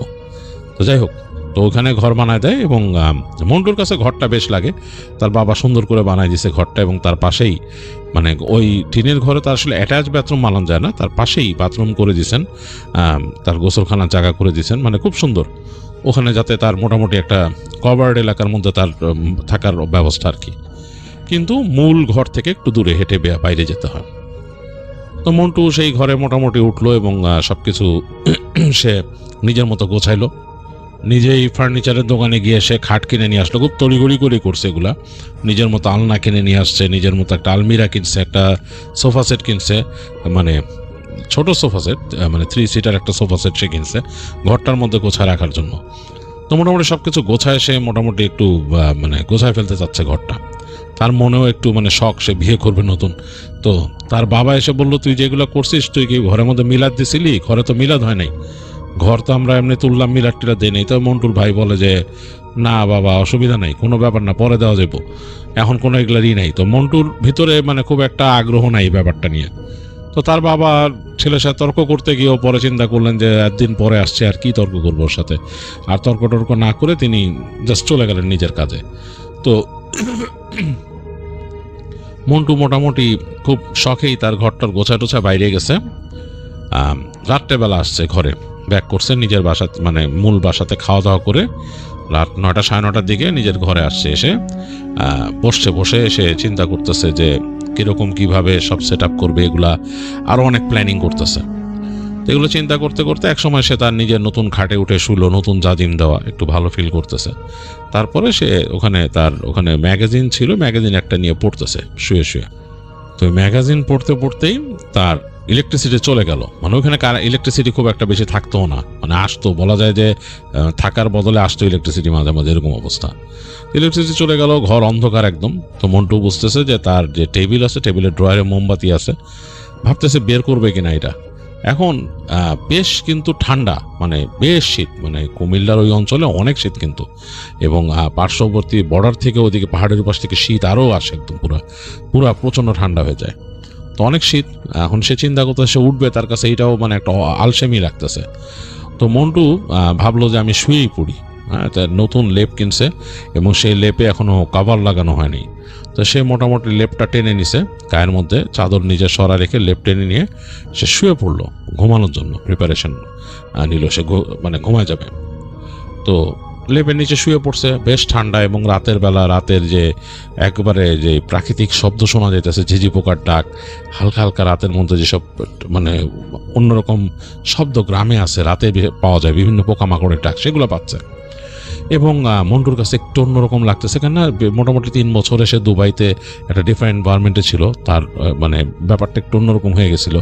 এখন হঠাৎ করে এই এনভায়রনমেন্টে স্যুট করে যাওয়াটা আবার একটু অন্যরকম লাগতেছে তার কাছে, মন্টুর কাছে। তো আর টিনের ঘর দেখে এই শীতে কিন্তু ঘরটা আরও ঠান্ডা হয়ে গেছে, কারণ চারিপাশে মানে টিনের দেয়াল, এবং ছাদের উপরে যদিও তার বাবা ওখানে সিলিং দিয়ে দিয়েছে, কাঠের সিলিং, তারপরও ঠান্ডাটা বেশ ভালো মতো ঢুকতেছে ঘরে। তো সে লেপ টেপ একদম গায়ে টেনে জুবুতুবু হয়ে শুয়ে আছে, অনেকক্ষণ হয়ে গেছে, তার ঘুম চলে আসছে, চোখে একেবারে ঘুম, ইলেকট্রিসিটি মনে রাতে আর আসবে না। তো প্রায় ঘুমায় গেছিল মন্টু। এই সময় তার রুমের তার মাথার কাছে একটা জানালা আছে, ওই জানলার মধ্যে ঠকঠক করে নক হলো। মন্টু চিন্তা করছে জানলার মধ্যে কে নক করতেছে। সে আর জিজ্ঞেস করলো কে, কোনো শব্দ নাই। তারপর সে বললো কি রে, সেন্টু নাকি? তো বলতেছে কোনো শব্দ নাই এখানে, মানে একদম নীরব। তো সে চিন্তা করলো কে নক করে, তো আর কোনো কথা না বলে সে আবার শুয়ে পড়লো। চিন্তা করছে কে নক করলো, মানে মাথার মধ্যে ঘুরতেছে এটা। কয়েক সেকেন্ড পর আবার নক হলো টক ঠক করে। সে আবার জিজ্ঞেস করলো কে। তো তখন ওই পাশ থেকে একটা মানে ভাঙা ভাঙা গলায়, মানে চাপা গলায় বলছে আনিস, দরজা খুল। তো আনিস হচ্ছে গিয়ে মন্টুর ফ্রেন্ড, মানে সেই আগে একসাথে তারা আড্ডা দিত, ঘুরতো, খুব ক্লোজ ছিল। তো আনিসের সাথে তার বাবা মা কেউই পছন্দ করতো না আনিসকে, ফ্যামিলির, এমনকি তার ভাই সেন্টু আনিসকে দেখলে নালিয়ে যেত বাসায়, যে এই আসছে আনিস ভাই আসছে, এসে ডিস্টার্ব করতেছে, ওরা এই কাজ করবো ওই কাজ করবো একসাথে, এইসব বিভিন্ন রকমের কমপ্লেন সেন্টুও দিয়ে দিত। তো তো এই আনিসের কণ্ঠ শুনে মন্টু একটু অস্বস্তি ফিল করলো, মানে একসাথে একটা আনন্দও ফিল করছে, বিকজ তার ক্লোজ বাডি ছিল, একসাথে দুইজনে আড্ডা দিত, সব মানে বন্ধু হিসাবে যা ফ্রেন্ডশিপে শেয়ার করা তারা সেটা করতো, এদিক ওদিক যাইতো, আড্ডা দিত, বিভিন্ন আলাপ আলোচনা করতো, এবং দুষ্টামি বাঁধনাবি যেসব চিন্তা ভাবনা থাকতো মাথায় সব তারা শেয়ার করতো। তো এই দিক দিয়ে ভালো লাগছে যে ক্লোজ ফ্রেন্ড একটারে পাইছে। কিন্তু আরেকটা চিন্তা হচ্ছে যে সে নিজেকে অনেকটা চেঞ্জ করে ফেলছে। সে এখন নিজে কনস্ট্রাকটিভ চিন্তা করে মন্টু, যে আমি লাইফটা কিভাবে গোছাবো। এই যে বিয়ের কথা বলতেছে বাসায়, এটাও চিন্তা করতেছে, বাবা এত আদর করে তাকে ঘর বানাই দিছে, এখানে উঠছে, এখন এই হঠাৎ করে যদি দেখে আনিস আসছে রাত্রেবেলা, আর আনিস এখন কি করে সে তাও জানে না, আপসেন অ্যাবাউট কিছুই জানে না আনিসে। তো সে তারপরও বললো যে এই খারা বলে সে আস্তে করে বেরোলো লেপের পাশ থেকে, প্রচণ্ড শীত। তো সে আবার তার সোয়েটার গায়ে দিয়ে আবার শালটা গায়ে চাপায় সে আস্তে করে একবার চিন্তা করতেছে ঘরে ঢুকাবে নাকি আনিসকে, এটা তার মাথার মধ্যে কাজ করতেছে, ঘরে ঢুকাবে কিনা। বন্ধ করে হাতড়ে সে বুঝতে পারতেছে কি, তো টেবিলের ড্রয়ারে হাত দিয়ে সে খুঁজতেছে, মোমবাতি পাইছে, কিন্তু তার যে লাইটার ছিল লাইটারটা শুকিয়ে পাইতেছে না। তো মানে মেজাজটা গরম হয়ে গেল। এদিকে দেখলো ঠক ঠক ঠক ঠক আবার নক হচ্ছে জানলায়। তো সে বললো এই দাঁড়া বেশি নক করিস না, বলতে সে দরজার কাছে গেল, গিয়ে দরজার আস্তে করে হাতড়ায় খুলে ফেললো খট করে। তো দরজা খুলছে, দেখতেছে যে সামনে কেউ নাই, মানে ফাঁকা। তো সে অবাক হয়ে গেল, মানে ঠান্ডা বাতাস ঢুকছে ঘরে। যতই টিনের ঘর হোক, যতই ঠান্ডা ঢুকুক, মানে বাইরের ঠান্ডাটা ডিফারেন্ট, সেটা বাতাসটা একদম ফস করে ঢুকছে ভিতরে। তো খুবই মানে একটা কাঁপুনি ধরে গেল আসলে মন্টুর। তো মন্টু একটুই করে বাইরের দিকে তাকালো, চাঁদের আলো পড়ছে উঠানে, চাঁদের আলো তো ঝকঝক করতেছে, কিন্তু এর মাঝে কুয়াশা, উঠানের মধ্যে দিয়ে কুয়াশা যাচ্ছে। এবং ওই যে বলছে যে পাহাড়ি এলাকায় ওদের বাসা, ও কাছাকাছি পাহাড়, তো একদম কুয়াশা একেবারে বাসার উঠানের উপর দিয়ে চলে যাচ্ছে। মানে মনে হচ্ছে যে একটা জোছনা ধোয়া কিছু, মানে একটা ধোঁয়ার মতো চলে যাচ্ছে উঠানের মধ্যে দিয়ে। তো উঠানে কাউকে দেখতেছে না, তাকাইলো জানলার দিকে যেখানে মানে তার ফ্রেন্ডের থাকার কথা। তো দেখলো ওইখানে দাঁড়ায় আছে একজন। তো সে বুঝতে পারতেছে না এটা আনিস কিনা, কারণ একই সাথে কুয়াশা আছে আশেপাশে এবং চারিপাশে কুয়াশা ঘেরা, মনে হচ্ছে একটা মানুষ দাঁড়ায় আছে। তো সে আবার মানে ফিস করে জোরে বলতেছে না, কারণ যদি তার বাবা শুনে ফেলে বা ভাই সেন্টু শুনে ফেললেও সমস্যা। তো সে বলছে কিরে আনিস তুই? তো ওখান থেকে বলতেছে যে হ্যাঁ। তো বলে যে এদিকায়। তা সে দেখলো যে ওই ফ্রেন্ডটা আস্তে আস্তে হেঁটে আসতেছে তার গেটের কাছে। তো তো তার গেটের থেকে বেশ কাছাকাছি চলে আসছে তার। তো সে বলতেছে যে তো ওই ফ্রেন্ড বলতেছে তাকে, এবং সেই যে এত ঠান্ডা, সেই ঠান্ডার সময় কিন্তু বাইরে যে বন্ধুর সাথে কথা বলবে এটাও সে ফিল করতে পারতেছে না, কারণ তার এই সোয়েটার আর শালে শীত মানাচ্ছে না। তো বন্ধুরে বললো ঘরে আয়, সে বন্ধুকে ডাক দিল ঘরে আয়, চিন্তা করলো ঘরে বসে আলাপ করি। তো দেখলো ওই আনিস উঠে আসলো তার সাথে সাথে। তো সে মানে আনিস তো দেখতেছে, বুঝতেছে যে আনিস আচরণে বা সে যেভাবে আসতেছে। তো ঘরের মধ্যে ঢুকলো, ঢুকে সে দরজাটা লাগাই দিল, ঠান্ডা প্রচণ্ড বাতাস আসতেছে থেকে দরজাটা লাগাই দিল মন্টু। তো দরজা লাগায় ঘুরে দেখে যে আনিস তার থেকে কয়েক হাত দূরে যে সোফাটা আছে সোফার কাছে দাঁড়ায় আছে, এবং সে আবছা আলো আধারিতে দেখতেছে সেটা, সে একটা অবয়বের মতো। সে পুরো বুঝতে পারতেছে না যে আনিস নাকি। তো বলতেছে আনিস, এসে বলতেছে বেটা কারেন্ট নাই, কি যে একটা অবস্থা, দাঁড়া আমি মোম জ্বালাই বলে সে টেবিলের দিকে হাঁটা দিছে আর কি। তো ওই পাশ থেকে আনিস বলছে মোম জ্বালান লাগবো না, দাঁড়া দরকার নাই, এমনি বসে অসুবিধা নেই। কেমন খসখস একটা মানে কণ্ঠে বলতেছে আনিস। তো সে বুঝতে পারতেছে যেটা আনিসের কণ্ঠ তার মনে আছে। তো সে বলতে বয় তুই তাহলে, আমি দেখি না মোমবাতি না জ্বালিলে কেমন লাগবে অন্ধকার, অসুবিধা নাই। তো সে বললো তাহলে তুই এখানে এসে বয়, তার টেবিলের সামনে চেয়ার ছিল, বলে তুই এখানে এসে বয়। তো সে বলে সে হেঁটে তাড়াতাড়ি চলে গেল তার বিছানাতে, যে তাড়াতাড়ি সে বিছানা উঠে বসলো। তার পায়ের মধ্যে মোজা পরা, মন্টুর পায়ের মধ্যে মোজা পরা, স্যান্ডেলটা খুলে রেখে বিছানায় উঠে বসলো। উঠে বসে সে লেপটে বেচায় ফেললো গায়ের মধ্যে। আর ইরে বলতে তোর ঠান্ডা লাগে না, তুই এর মধ্যে আইসস? তো আনিস বলছে না ঠান্ডা লাগে না। তো সব সে বুঝতে পারলো তার থেকে কয়েক ফিট দূরে, 2 ফিট 3 ফিট দূরে চেয়ারের মধ্যে এসে আনিস বসলো, একটা অবয়বের মতো। সে আবছা এই আলো আধারির মধ্যে বুঝতে পারতেছে। তো সে আবার বলছে তোরে এতদিন পরে বেটা দেখলাম, তোরে দেখতেই পারতেছি না, কারেন্ট নাই, কি একটা অবস্থা, কত মানে এটা কারেন্ট থাকলে তো হইতো, তোর দেখতেই পারতেছি না। তো বলছে না অসুবিধা নাই, আইব কারেন্ট। কয়ে আমি এমনি একটা আগে বেটা লাইটার খুঁজছে পাইতেছি না, মানে না অসুবিধা নাই। তো মন্টু অনেকটা কাইন্ড অফ ফিল করতেছে যে ঘরের মধ্যে কেমন একটা কটু গন্ধ ঢুকছে, কেমন জানি একটা বাজে গন্ধ লাগতেছে তার কাছে। এই গন্ধটা সে আসলে মানে একটা অডর তার কাছে কেমন জানি লাগতেছে। তো সে আবার তারা বোঝায় কি রীতি, কি পাড়ায় আইসোস পায়ের তলে বেটা, কেমন গন্ধ, তুই আমার ঘরে আবার আজে বাজে জিনিস নিয়ে আইসোস নাকি? তো দেখে আনিস হাসতেছে, আনিসের সব সুলভ হাসি, কেমন একটা ক্যাক ক্যাক ক্যাক ক্যাক, বাট একটু ডিফারেন্ট হাসিটা, মানে হাসতেছে। তো বলে যে না, তো তোর সাথে তোর তুই চেঞ্জ হইলি না বলে, তার বলছে বল কি অবস্থা তোর, ক।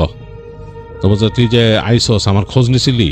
আনিস বলতেছে তাকে, না রে বেটা আমার আসলে খোঁজ নেওয়ার টাইম নাই, আমি তো আসলে আইসা বিভিন্ন হ্যাঁ বিয়া করবি শুনছি। বলে যে হ্যাঁ বিয়া করতেছি, আব্বা বিয়া ঠিক করছে, এর লেগেই তো নিয়ে আসছেন, কি করার। কয় বিয়া ঠিক করছে, তোরে জানোস কার লোকে বিয়া ঠিক করছে? তো সে একটু অস্বস্তি ফিল করলো মন্টু একটু অস্বস্তি ফিল করে বলতেছে কেন, তোর কি মানে প্রবলেম কি, বিয়া কার সাথে ঠিক করুক আর যাই করুক তোর সমস্যা কি? না না না মানে তোর তো জানা উচিত ছিল। কার সাথে? কার সাথে? মমতাজের লোকে। বলে মমতাজ তো তুই নামও জানোস, তোর সমস্যা কি? মন্টু বলতে তোর সমস্যা কি?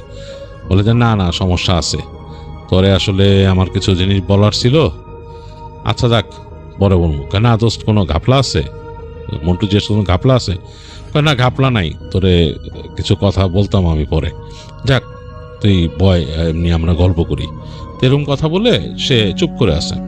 তো মন্টু নিজে একটু অস্বস্তি ফিল করতেছে, কেমন যেন একটু অড হয়ে গেছে সিচুয়েশনটা।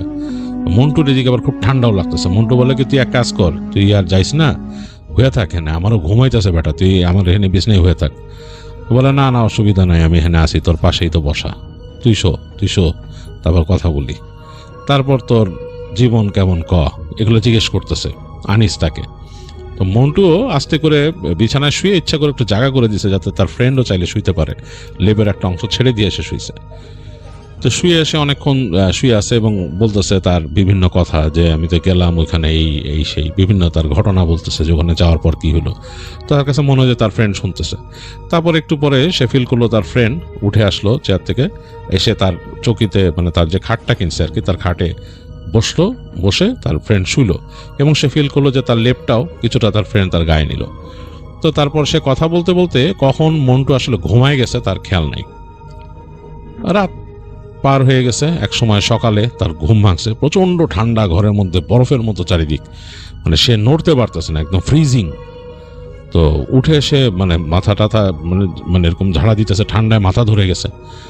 তাকায় ফার্স্টে সে মনে পড়লো যে রাতের বেলা তো তার ফ্রেন্ড আনিস আসছিল এখানে, আনিস কুই। তাকায় দেখতেছে যে নাই, তার মানে পাশে কেউ নাই, বিছানার মধ্যে কেউ নাই। তো সে একটু অবাক হলো, ঘটনা কি? মানে আনিস ছিল, তারপর তাকাইলো গেটের দিকে, দেখে দরজা লাগানো। তা আনিস গেলে তো মানে দরজাটা খুলে যাবে বা তাকে বলে যাবে, তারা কি কিছু বললো না। খুব অস্বস্তি ফিল করলো সে মানে খুবই অস্বস্তি ফিল করলো। তো সে লেপটা টানলো, টেনে সামনে আনলো, মানে এই পাশে সরাই নিল। দেখলো যে যেইখানে তার বন্ধুর শোয়ার কথা সেখানে সুন্দর মনে হচ্ছে যে একটা মানুষ শুয়ে থাকলে যেরকম একটা দাগ হয় সেরকম একটা মানে পুরা দাগ হয়ে আছে। মানুষের একটা শরীরের চাপ যেরকম থাকে আর কি, একটা জায়গায় যদি শুয়ে থাকলে যেরকম সেরকম। তো সে হাত দিয়ে দেখলো ওই জায়গায় যে কোনো হিট নাই, জায়গাটার মধ্যে যে মানুষের শরীরে হিট থাকে সেটা নাই, জায়গাটা ঠান্ডা হয়ে আছে বরফের মতো। তো তখন মন্টু মনে করলো যে মনে হয় অনেকক্ষণ আগে উঠে চলে গেছে, আনিস মনে হয় চলে গেছে, কিন্তু সে ভাবতে পারতেছে না যে আনিস গেল কেমনে, দরজাটা বা লাগলো কেমনে, এটা সে মাথায় তুলতে পারতেছে না। যাই হোক, ঠান্ডার মধ্যে অনেক কষ্টে বের হয়ে এসে সে ওইটা কিছুক্ষণ ঘরে যায়, তার মতো সে কথাবার্তা বলে, এগুলোতে সে ভুলে যায়, আনিসের কথাটাই ভুলে যায়। আনিসের প্রসঙ্গ সে আনেও না বাসায়, কারণ জানে যে আনিসের কথা বললে বাসায় সমস্যা করবে, বাবা মা বিশাল সমস্যা করবে, বলে তুই আবার শুরু করছস। তো সুতরাং ওই সব সে বাদ দেয়, সে নিজের মতো ফ্রেশ হয়, হয়ে নিজের কাজে লেগে যায়। এবং সে তার মাকে শুধু বলে যে মা অনেক গরম, ঠান্ডা ঘরে, অনেক ঠান্ডা, মানে টিকা যায় না, কঠিন অবস্থা, তুমি এক কাজ করো, আমার ওই যে মালসায় দিও, মালসার মধ্যে কয়লা দিয়ে দিও রাত্রে। তো তার মা বলে আচ্ছা ঠিক আছে, মালসায় কয়লা দিয়ে দেবো। মানে তাদের অঞ্চলে তারা যেটা করতো, অনেক ঠান্ডা যখন পড়ে যেত, মাটির মালসার মধ্যে কয়লা দিয়ে সেটা চালায় রাখতো। তো সেটা অনেক সময় খাটের নিচে বা ঘরের একটা কোনায় রেখে দিলে ঘরটা মানে গরম হয় আর কি, উষ্ণ হয়। তো সে তার মাকে এটা বলে তার নিজের কাজে চলে যায়। তো সারাদিন বিভিন্ন কাজে কর্মে থাকে মন্টুর আর কিছু খেয়াল নেই, রাত হয়ে গেছে, সে আর গতকালকের কথা তার কিছু মনেই নেই, মানে তার আসলে এগুলো মাথায় আসেনি আর কি। তো রাতের বেলা যথারীতি সে তার ঘরে আসে থাকতে, এবং এসে দেখে যে ঠিকই তার ছোট ভাইয়ের হাতে পাঠাই দিছে মালসা, তার মা। মালসাটা সে কি করে টেবিলের পাশে, খাটের নিচে রাখতে একটু ভয় পায় যে কোনো রকম অগ্নিকাণ্ড হয়ে গেলে, টেবিলের পাশে সে ওইটা রেখে তার ভাই বলে এসে তো বলে যে বাইরে বলে যে একটা লাইটার দিস, বাট আমি কালকে রাত্রেবেলা মোম জ্বালাই তারিনি, কারেন্ট গেছে। বলতে বলতে ঠাস করে কারেন্টটা চলে যায়। তো কারেন্ট চলে যাওয়ার পর তার ভাই তাকে একটা লাইটার ম্যানেজ করে দিয়ে তার ভাই চলে যায়, সেন্টু চলে যায়। তো রাতের বেলা মন্টু যথারীতি তার মতো দরজা লাগায়। এই যে কারেন্ট চলে গেছে, এখন তো আসলে তার মানে সময়ও নাই কিছু যে ম্যাগাজিন পড়বে বা কিছু দেখবে, এরকম অবস্থাও নাই তার। আর তখনকার সময়কার যে মোবাইল ফোনের সিম ভেরিয়েন্ট সেট, আর এগুলোর সাথে তখন এত ফাস্ট ইন্টারনেট ছিল না কিছু, মোবাইলে যে কোনো কন্টেন্ট ছোট, তো সেই মোবাইল সে ইউজ করে, তাদের ওখানে নেটওয়ার্ক খুব খারাপ। তো সে মোবাইলে কিছু দেখার মতো বা সময় স্পেন্ড করার মতো কিছু পায় না। যাই হোক, সে চিন্তা করে শুয়ে পড়ি। তো দরজা লাগায় সে শুয়ে পড়ছে নিজের মতো। তখনই বেশ অনেকক্ষণ চলে গেছে টাইম, মানে তার শোয়ার পর থেকে আসলে সময়ের খেয়ালটা নাই কতক্ষণ সময় গেছে, বাট অনেকক্ষণ গেছে। ঘুম আসতেছে না, যদিও অনেক ঠান্ডা। এক সময় তার চোখ লেগে আসছে ঘুমে। তো কতক্ষণ এরকম সে তন্দ্রার মধ্যে ছিল সে বলতে পারবে না। হঠাৎ করে সে দরজায় নক শুনে, তার ঘরের ঠক ঠক ঠক ঠক ঠক ঠক করে দরজা নক করতে। তো সে মনে মনে ভাবে আজকে মনে আনিস আসছে। তো তার রাগ উঠে যায় ভিতরে যে শালা ফাজিল কোথাকার, কালকে গেছিস, কেমনে গেছিস ভুলে যাস নাই, আবার তুই আজকে আইসস। আর বাসার মধ্যে যদি আব্বা জানে যে তোর সাথে এখন আবার মেলামেশা সমস্যা হইব।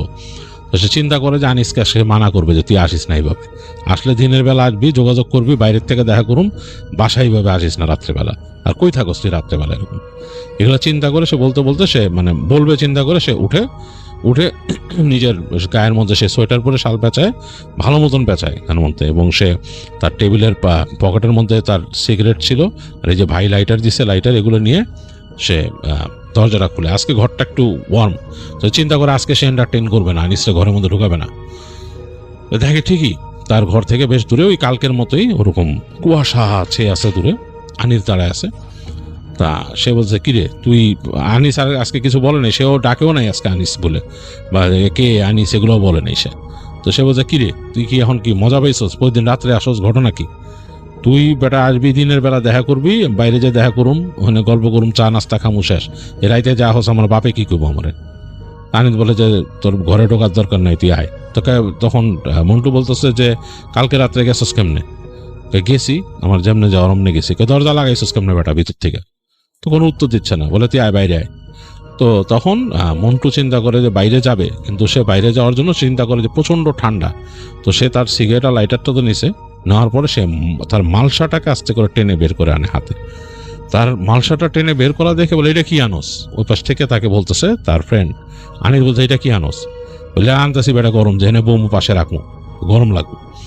না না, যে লাগবো না, আমরা কত বইছি না, ওখানে ওই যে ওইখানে পুকুর পাড় আছে, পুকুর পাড়ে যায় বসমু। রাইতের বেলা পুকুর পাড়ে তোর মাথা ঠিক আছে বেটা? আমি চাইতেছি সামনে যে ওই বসমু ওই জায়গাটার মধ্যে, এই জায়গা মানে ঘর থেকে বের হয়ে আর কি, উঠানো ওই পাশে, ওখানে বসে কিছুক্ষণ আড্ডা দেবো, মালসাটা পাশে রেখে দেবো, গরম গরম লাগবো, কথা কমো। কি কর বেটা? ওকে না না না, তোর মালসা আনা লাগবো না, আমরা পুকুর পাড়ে বসুম। তো মন্টু বলে যে বেটা তোর এইসব হবো না, আমি এটা নিয়ে যেতেছি, কোনো অসুবিধা নেই। তাই বলে মন্টু সেই মালসাটা নিয়ে হেঁটে বের হয়ে আসে বাইরে।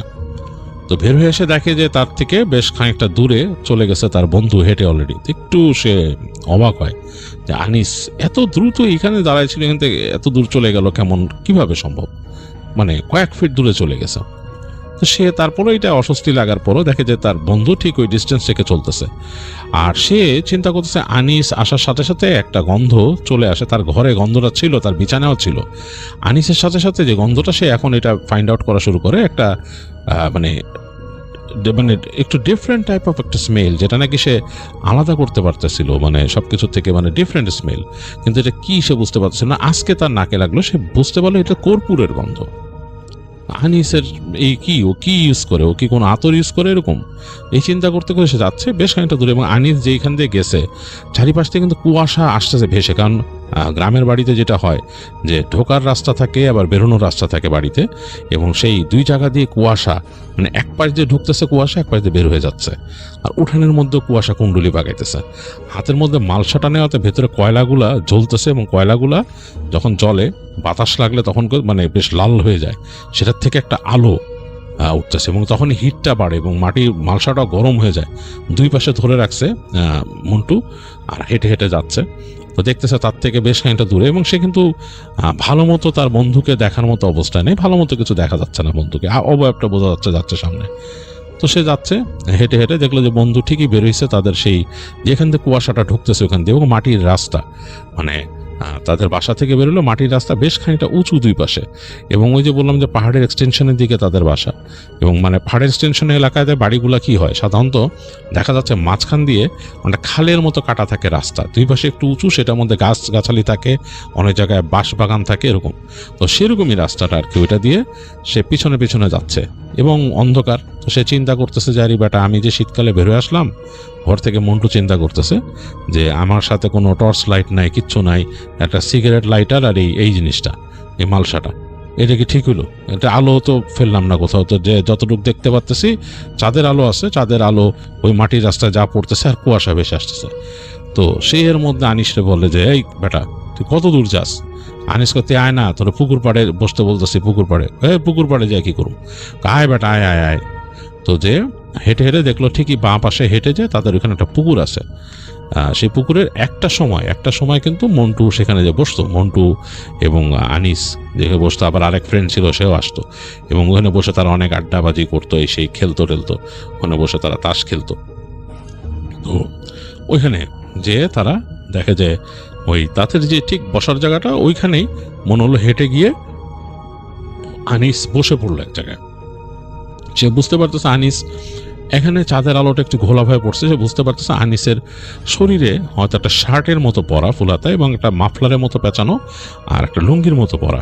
সে একটু অবাক হইতেছে, তার বন্ধু এই শীতে, মানে সে কেঁপে উঠতেছে, তার হাতে মালসাটা ধরা, যথেষ্ট হিট লাগতেছে তার শরীরে। এই শীতে সে একটা সোয়েটার পরছে, তার উপর শাল পরছে, মাফলার আছে কানে, তারপরও সে কাঁপতেছে। তার বন্ধু কেমনে, হাউ ইজ ইট পসিবল, সে চিন্তা করতেছে। হেঁটে যে ওখানে বসছে, বসার পর সে মালসাটা রেখে বসলো। তো সে দেখতেছে তার থেকে আনিসের দূরত্ব বেশ খানিকটা দূরে। তো সে বলতেছে মন্টু যাই, সামনে বয়, এবং পুকুরের পানির উপর দিয়ে মনে হচ্ছে ধোঁয়া উঠতেছে, এরকম একটা অবস্থা, কুয়াশা ভেসে ভেসে যাচ্ছে। আর সে বলে তোর কি খেয়ে দেয় কাজ নাই, তুই আমার এখানে ডাইকে নিয়ে এলি পুকুরের পাশে, কি গল্প কবি? তোরে না কালকে বলছি যে একটা গল্প কমো তোরে, এটা মানে একটা কথা আছে, তোর কিছু বলার দরকার। তো বলে বল, কি অবস্থা? তো বসে বলে শোন, তুই আমার কথাগুলো শোন, মন দিয়ে শোন। দোস্ত, মমতাজের সাথে আমার প্রেম ছিল। তো শোনার পরে একটু ধাক্কা খেয়ে যায় মন্টু একটু ধাক্কা খেয়ে যায়। মানে তোর সাথে প্রেম ছিল? মানে হ্যাঁ আমাদের প্রেম ছিল। তোদের প্রেম ছিল মানে দুইজন দুজনে ভালোবাসতি? দুইজন দুজনে ভালোবাসতাম কিনা জানি না, আমি খুব ভালোবাসতাম মমতাজরে। মমতাজ আমার ঠকাইলো, আমার সবভাবে ঠকাইছে রে, সবভাবে ঠকাইছে। মমতাজের বাবা যখন জানতে পারছে বিশাল সমস্যা হয়েছে, সবভাবে ঠকাইছে, আমার অনেক ক্ষতি করছে। তোর মানে কি ক্ষতি করছে তোরে? আমার এইখান থেকে গ্রাম ছাড়া করছে, অনেক সমস্যা হয়েছে। আর কি করবো ক, আমার তো আর কিছু করার নাই, তুই তো মমতাজরে বিয়েই করে ফেলবি। তো মন্টুর কাছে মানে একটু খারাপ লাগা শুরু করে। সে কি বলবে, চুপ করে আছে, সে উত্তর দিচ্ছে না অনেকক্ষণ। তার মনের মধ্যে মনে হচ্ছে একটা ঝড় তুলতেছে, আর মনটা মনে হচ্ছে ভেঙে গেছে। মনটা ভেঙে গেছে মনে হচ্ছে, কারণ খুব কষ্ট পাচ্ছে মন্টু মনে মনে। মানে সে আসলে এটা ভাষায় প্রকাশ করতে পারতেছে না, কারণ সে যখন থেকেই ছবি দেখছিল মমতাজের, তার কাছে ভালো লাগছিল ছবি দেখে, এবং সে কয়েকদিন কথাও বলছে তার ফোনে, ওখান থেকে বিদেশ থেকে ফোন করে কথাও বলছে। একটা ছোটোখাটো তাদের মধ্যে কনভারসেশন হয়েছে, এবং সে মোটামুটি কিছুটা ইনফ্র্যাচুয়েটেড, মানে আকর্ষণ ফিল করতো। এবং হঠাৎ করে এবং বিয়ে ঠিক হয়ে গেছে, এই সময় এরকম একটা কথা শোনা, তারই এক সময়কার বন্ধু, ক্লোজ বন্ধু। তো সে থতমত খেয়ে যায়। সে বলে কি, হঠাৎ করে সে নীরবতা ভাঙে, বলে যে বল মন্টু তখন বলে বল আর কি বলবি, তারপর কি হয়েছে বল। তো বলে, এটা বলার পর সে দেখতেছে যে কোনো উত্তর নাই। তো সে তাকায়, এতক্ষণ মাথা নিচু করেছিল মন্টু, তাকায়, সামনে তাকায়, দেখে তার বন্ধু নাই এখানে। তো সে মানে থতমত খেয়ে যায়, কই গেল বন্ধু, কি ব্যাপার, ঘটনা কি, কোথায় গেছে। একটু পরে দেখে দূর থেকে, মানে একটা কর্নার থেকে ওখানে তার বন্ধু দাঁড়া আছে, বলে এদিকে আয়, তোর একটা জিনিস দেখাই। তো সে বলে কি দেখাবি, এদিকে এদিকে। তো সে মন্টু উঠে হাঁটা ধরছে, এখানে মালসাটা নিয়ে যাচ্ছে সে। তার ঠান্ডা লাগতেছে, মারাত্মক ঠান্ডা লাগতেছে। তার বন্ধু ওইটা রাই খায়, ওইটা আনতে স্কিল লেখা গাধা, আয় ওইটা রাই খায়, এদিকে একটা জিনিস দেখাই তোরে। তো মন্টু আর কোনো কথা না বলে, তার মনটা খুব খারাপ, সে আস্তে করে মালসাটা রেখে হাঁটা দেয় ওইদিকে। তো হাঁটতে হাঁটতে সে যাচ্ছে, দেখতেছে তার বন্ধু হেঁটে যাচ্ছে কুয়াশার মধ্যে দিয়ে, মানে একদম আবছা দেখা যাচ্ছে বন্ধুকে। হাঁটতে হাঁটতে সোজা ঢুকে গেল এক জায়গায়, সেখানে বাঁশঝাড়ে পায়ে একটা ফাঁকা জায়গা। তো সে বলছে, কই যাস তুই, কই নিয়ে যাস আমারে? আয় এদিকে আয় বলে নিয়ে গেল। তো বাঁশঝাড়ের মধ্যে ঢুকে সে আর একটু সামনে যেয়ে দেখলো যে ওখানে অনেকগুলো কবর আছে। তো তার মনে পড়লো যে এটা আসলে তাদেরই বাসার পাশে একটা পুরোনো কবরস্থান, এখানে অনেকের কবর আছে, তাদের পরিচিত মানুষের অনেক কবর আছে এখানে। বাট সে রিসেন্টলি জানে না এখানে কবর টবর দেওয়া হয় কিনা, বাট কবর আছে অনেকগুলো। সে বলে, তুই কবরস্থানে আনলি কেন, কি ব্যাপার, ঘটনা কি? তো হেঁটে যাচ্ছে তার বন্ধু সামনে, বলে আয় এদিকে তোর একটা জিনিস দেখাই। তো সে আর একটু এগিয়ে গেছে, এবং এখন বেশ অন্ধকার, কিন্তু আলো টালো দেখা যাচ্ছে না, এবং কবরস্থানের মধ্যে এই বাঁশঝাড়ের মধ্যে জমাট বাঁধা কুয়াশা, মানে সামনে ভিজিবল তেমন কিছুই নাই, যে পায়ে চলা যাচ্ছে কোন পথটা সেটা কুয়াশা ঢেকে গেছে। তো তখন মন্টু বলতেছে, এই আনিস, আমি কিন্তু দেখতে পাচ্ছি না, আমি আর সামনে যাবো না। কই, বলে আর একটু আয় না, কয়েক পায় আর একটু সামনে আয়, এই যে আমি আসি, যে না আয়। তো সে বন্ধুর কথাতে অস্বস্তি ফিল করতে করতেও ওইখানে যায়, গিয়ে দাঁড়ায়, বলে কই। তো দেখে যে আনিসের আর কোনো কথা নাই, পুরাই চুপ, নিশ্চুপ। রাতের বেলার শব্দ শুনতেছে, এবং ঠান্ডায় থরথর করে কাঁপতেছে। আসলে মন্টুর মানে একদম জান বেড়ে যেতেছে। সে তখন বলে, আনিস তুই কই গেছিস আমি জানি না, তুই আমার সাথে কি আর কি শুরু করছিস এটাও জানি না, আমি এখন চলে যাবো, আমার এখানে দাঁড়ানোর মতো কোনো মানে নাই, তুই কি বাইরে যাবি?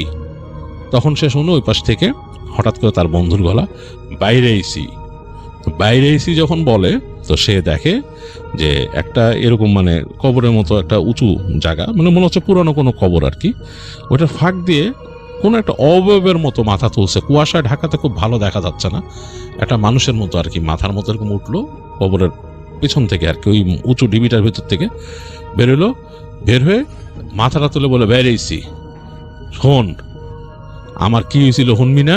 এটা যখন বলতেছে, তখন সে ঠক করে দেখলো যে যেই অবয়বটা উঠছে সেটা চোখ দুটো মনে হলো জ্বলে উঠলো, শিয়ালের চোখ যেরকম জ্বলে উঠে রাতের বেলা, আলো পড়লে যেরকম ধপধপ করে জ্বলতে থাকে, সেরকম শিয়ালের মতো জ্বলন্ত চোখ। এবং তার বন্ধুর যে কণ্ঠটা সেটা ভয়ঙ্কর হয়ে গেছে। সে ভয় পেয়ে গেল। আসলে মন্টু মারাত্মক ভয় পেয়েছে, কারণ সে বুঝতে পারছে এটা অপার্থিব একটা কিছু সে দেখছে, মানুষ এরকম হইতে পারে না। এবং সে কয়েক সেকেন্ডের মধ্যে দেখলো, বলে আমার কথা শুনবি না, এমন করে বলতেছে, মনে হচ্ছে ঘর করতেছে। এবং তার কাছে কেন জানি মনে হলো যে অবয়বটা উঠছে, তার মুখ থেকে লকায় কোনো জীব জীব বা কিছু, তার জীব বা কিছু বা কোনো একটা সাপ টাইপের কিছু এরকম নড়তেছে। সে আসলে আর মাথা ঠিক রাখতে পারেনি, মন্টু ঝেড়ে ওখান থেকে দৌড় দিছে, তার মতো দৌড় দিল সেখান থেকে, মানে কোনো হিতহিত জ্ঞান শূন্য হয়ে দৌড়াইতেছে। এবং সে যে কিছু করবে, সে পরনে তো তার লুঙ্গি ছিল, সেটাকে চেপে ধরছে, চেপে ধরে সে দৌড়াচ্ছে, ধরে ধরে পড়ে যেতে গেছে 2 বার। সে এক জায়গায় এসে বুঝতে পারলো যে হ্যাঁ আমার তো ডাইনে যেতে হবে, এবং সে ফিল করতেছে তার পেছনে কেউ দৌড়ে আসতেছে। হ্যাঁ, যাইস না, কথা শুন না যা, এরকম বলতেছে তারে। সে দৌড়ায় চলে গেল পুকুর পাড়ে, এবং সে তখন ফিল করলো যে হঠাৎ করে মনে হলো চার পায়ে কোনো কিছু দৌড়ে আসতেছে তার পিছনে, খুব মানে সে যেরকম এর আগে শুনছে কুকুর যেভাবে দৌড়ে আসে, খুব দ্রুত আসে মাটির মধ্যে, পা পড়লে যে শুকনো পাতাটা তার মধ্যে দিয়ে, সেরকম ভাবে দৌড়ে আসছে। তো 1 সেকেন্ডের জন্য সে পিছন ফিরে তাকায়, দেখে একটা কালো কুচকুচে কুকুর, এবং বেশ বড় সাইজের, আকৃতি বেশ বড় হবে কুকুরটার, সেটা তার পেছনে দৌড়ায় চলে আসছে বেশ খুব কাছাকাছি, এবং সেটা চোখ দুটা জ্বলতেছে এবং ভয়ঙ্কর, এবং সেটার গলা দিয়ে গড়গড় শব্দ আসতেছে। তো এত ভয় পেয়েছে মন্টু বলার মতো না, যে ঝেড়ে দৌড়ায়, যে সে এক জায়গায় যে দেখে সে তার যে ওই মালসা রাখছিল, মালসাটা ওখানে পড়ে আছে। ভয়ের চোটে হিতহিত জ্ঞান শূন্য হয়ে সে মালসাটাকে তুলে ছুঁড়ে মারে কুকুরটার দিকে। একার ভিতরে কয়লা টয়লা সব, প্রচন্ড শব্দে কুকুরটা কু করে মানে চিৎকার করে ওঠে, এবং চিৎকারটা ভয়াবহ একটা চিৎকার, যে চিৎকারের সাথে মন্টু পরিচিত না, মন্টু একেবারে অপরিচিত এই শব্দের সাথে। মন্টু ভয়ের চোটে আবার ঝেড়ে দৌড় দেয় ওখান থেকে, এবং দৌড় দেওয়ার পর তার মনে হচ্ছে যে তার আশপাশ দিয়ে কিছু একটা দৌড়ে আসছে, ভেঙে চুরে সবকিছু।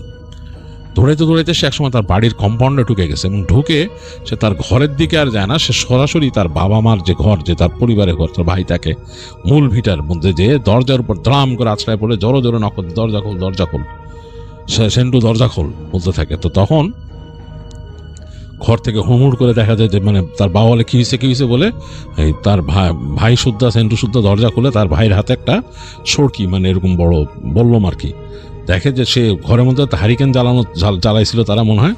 তো মন্টু ঘরের মধ্যে যে হুড়মুড় করে পড়ে যায়, ঘরের মধ্যে পড়ে থরথর করে কাঁপতেছে। তো তার বাবা তাকে লেপ দিয়ে চাপটে ধরে ঠান্ডায় কিসে, এবং সেন্টুর হাতের সে বল্লম নিয়ে তাকায় যে কিসে, আশেপাশে তাকায় কিচ্ছু না। তো সাথে সাথে তার মা আর একটা হারিকেন ধরায় ঘরের মধ্যে করে, এবং তার বাবা ওখান থেকে বের হয়ে মানে লেপ দিয়ে ছেলেকে ঢেকে চিৎকার করতে থাকে তার ভাইদের জন্য, তাদের আরো ঘর আছে এদিকে আশেপাশে, মানে মন্টুর চাচাদের, তাদের জন্য জোরে জোরে চিৎকার দিতে থাকে, ডাকাত এসব বলে। তো তারা মোটামুটি অনেকে দেখা যায় সাউন্ড টাউন করে বাসার থেকে বের হয়ে আসছে জিনিসপত্র নিয়ে, মানে সরকি মুরকি এগুলো নিয়ে। আসার পরে দেখে যে ওইটা কিছু না, ছেলে মূর্ছা গেছে, আসলে মন্টু তখন বেহুশ হয়ে গেছে, মন্টুর আর কোনো হুঁশ নাই। তো মন্টু নাকি এরকম 2 দিন সে পুরোপুরি অজ্ঞান ছিল, তার কোনো জ্ঞান ছিল না। তো আশেপাশের মানুষরা তো মনে করছে ডাকাত পড়ছে ঘরে, যেহেতু ছেলে আলাদা থাকে, বিদেশ থেকে আসছে, তো তারা ওইটা নিয়ে আরই করে। মন্টুর জ্ঞান ফেরার পরে মন্টু তার বাবাকে, ভাইকে, মানে সবাইকে বলে যে এই ঘটনা আমি এরকম দেখছি, আনিসরে এরকম, আনিস এসে আমাকে এরকম বলছে এই ঘটনা। তো তার বাবা তখন বলে কস কি বেটা, আনিস তো মারা গেছে, আনিস বিষ খেয়ে মারা গেছে, তাও বহুত দিন হয়েছে। তো তখন সে বলে যে আনিস এরকম আমারে বলছে, তোমরা ওই ইসের সাথে কথা বলো, মমতাদের পরিবারের সাথে, ঘটনা কি। তো ইসের বাবা, মন্টুর বাবা খুব গম্ভীর হয়ে যায়। তিনি বলে যে আসলে এরকম তো না, আনিস বিষ খেয়ে মারা গেছে আমরা জানি, আনিস এমনি অসুস্থ ছিল, সে সারাক্ষণ কি চিন্তা করতো তো বলা যায় না, সে পাগলের মতো আচরণ করতো লাস্টের দিকে, এবং সে ওই পুকুর পাড়ে যা বসে থাকতো। এবং একদিন তার বাসায় মানুষজন এরকম চিৎকার চেঁচামেচি শুনে যায়, দেখে যে সে তার বুক পুড়ে যেতেছে, ছিঁড়ে যেতেছে, তার হাসপাতালে নিতে নিতে সে মারা যায়। তো ওরে ওইখানেই কবরস্থানে কবর দেওয়া হয়েছে, যেখানে ভয় পেয়েছে আর কি সে। তো এরকম তো আসলে করি নাই। তো বিয়েটা মনে হয় তাহলে, মানে এরকম যদি হয়ে থাকে, কোনো ঘটনা যদি প্রমাণ হয়, তাহলে হয়তো বিয়েটা হবে না। তো ঈশের বাবা, মন্টুর বাবা, সেই মেয়ের বাবার সাথে কথা বলেন। তো মেয়ের বাবা বলেন যে দেখেন ওরকম কিছু না, আমার মেয়েও কিছু করে না, এই ছেলেটা আমার মেয়েটাকে দূর থেকে দেখতো, ফলো করতো, আর সে পছন্দ করতো, বিভিন্ন সময় চিঠি লিখতো, বিভিন্ন কথা বলতে চাইতো, আমার মেয়ে চাইতো না এগুলো করতে।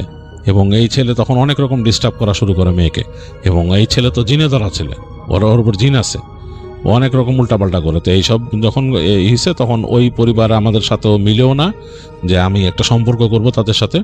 এবং ছেলে পড়াশোনা করে নাই, আরও অনেক, মানে তার কোনো নাই, মানে তার মানে কোনো মানে আগামাথা নাই, এই ছেলে জিনে ধরা ছেলে, এর সাথে আমি দিব না তো আমার মেয়ে। তা আমি তখন তাকে করি যে এরকম করলে তোমার কিন্তু সমস্যা আছে, আমি এটা ব্যবস্থা নিব, আর ব্যবস্থা নিলে কিন্তু খুব খারাপ হবে। তো যাই হোক, এগুলা বলে তাকে সে দূরে সরে যায়, এবং তারপরে তো সে এক সময় নিজের মতো নিজে কি হয় সে বাসার মধ্যে বসে থেকে তার কি খায় না খায় সে মারা যায় এরকম। তো সেটার সাথে আমার মেয়েকে কেন জড়াইতেছেন? তো এগুলা বলে তো মন্টুর বাবা বলে আচ্ছা ঠিক আছে, আমি তো এটা শুনলাম, এসে আমার ছেলে তো আসলে কার কাছে জানি শুনছে, সে বলে না আর কি, যে কার কাছে জানি শুনছে এরকম এরকম ঘটনা, তো সে একটু আপনার মেয়ের সাথে কথা বলতে চায়, তো কথা বলার ব্যবস্থা করে দিতেন। তো মন্টু একদিন এরকম মন্টুর সাথে ব্যবস্থা করে দেয় কথা বলার তারা। তো মন্টু কথা বলে তার ওই মেয়ের সাথে, মমতাজের সাথে কথা বলে। মমতাজ তাকে একই কথা বলে যে আমার সাথে তার কোনো সম্পর্ক নাই, সে এরকম আমাকে ডিস্টার্ব করতো, কথা বলতে চাইতো সবসময়, এবং সবসময় আমাকে বলতো আমাকে সে পছন্দ করে, সে আমাকে বিয়ে করতে চায়, বাট আমি তাকে কখনো এই ব্যাপারে কোনো রকম প্রশ্রয় দিইনি। তো তাকে আমি সবসময় বলছি আপনার সাথে হবে না, তো সে এরকম ডিস্টার্ব করতো। এখন সে যদি এক পক্ষ থেকে আমার পছন্দ করে, এটা তো আমার দোষ না। তো যাই হোক, এটা মন্টু পরবর্তীতে বুঝতে পারে, এবং মন্টু মোটামুটি কথাবার্তা বলে শিওর হয় যে আসলে এটা তার বন্ধুর এক পক্ষেরই ভালোবাসা ছিল। তো সে বিয়েটা তাদের হয়, তারা বিয়ে করে, কিন্তু তার বাবা তাদেরকে ওই রুমে আর থাকতে দেয় না, এবং তাদেরকে বিয়ের পরপরই তাদেরকে দোয়া দরুদ পড়ায় অন্যরকম করে নিজেদের এই বাসায় রাখেন, নিজেদের মূল ঘরেই রাখেন। আর ছেলেকে তিনি একজন হুজুরের কাছে নিয়ে যান, হুজুর দোয়া করেন। হুজুর বলেন যে আসলে ওই হুজুর বলছেন যে যেটা ওকে ডিস্টার্ব করছে মন্টুকে, সেটা আসলে ওই ছেলে তো না, ওই ছেলের সাথে খারাপ জিন ছিল, এবং ওই জিনটাই তাকে এরকম ভয় দেখাইছে, বা তার উপর কোনো কারণে বা মন্টুর উপরে সেই জিনের কোনো ক্ষেত থাকতে পারে। তো তিনি যাই হোক মন্টুকে তিনি চিকিৎসা দেন, রোকাইয়া করে দেন এবং ঝেড়ে দেন, এবং এসেই পরবর্তীতে মন্টুর বউ মমতাজও শোনে ঘটনাটা, এবং সেও খুব ভয় পায়, কারণ তাকেও বলা হয় সাবধানে থাকতে, এবং তিনিও সাবধানে থাকতেন। তো তারপরে আস্তে ধীরে তাদেরকে ওখান থেকে সরায় দেওয়া হয়, শহরে চলে আসে, তারা ঢাকায় চলে আসে এবং একটা ব্যবসা দেয়। মন্টু একটা ফার্নিচারের এখানে ঢাকাতে ফার্নিচারের দোকান দেয় কোনো একটা এলাকায়, এবং সে এখানে বসবাস করে। এখনও মন্টুদের পরিবার আছে, মন্টুর ছেলে মেয়ে হয়েছে, এবং সে ঢাকায় বসবাস করে। তার ছেলে মেয়ে মোটামুটি এখন বেশ বড়ই মোটামুটি বলা যায়, স্কুলে যায়। তো এই হচ্ছে সেন্টুর ভাই মন্টুর ঘটনা।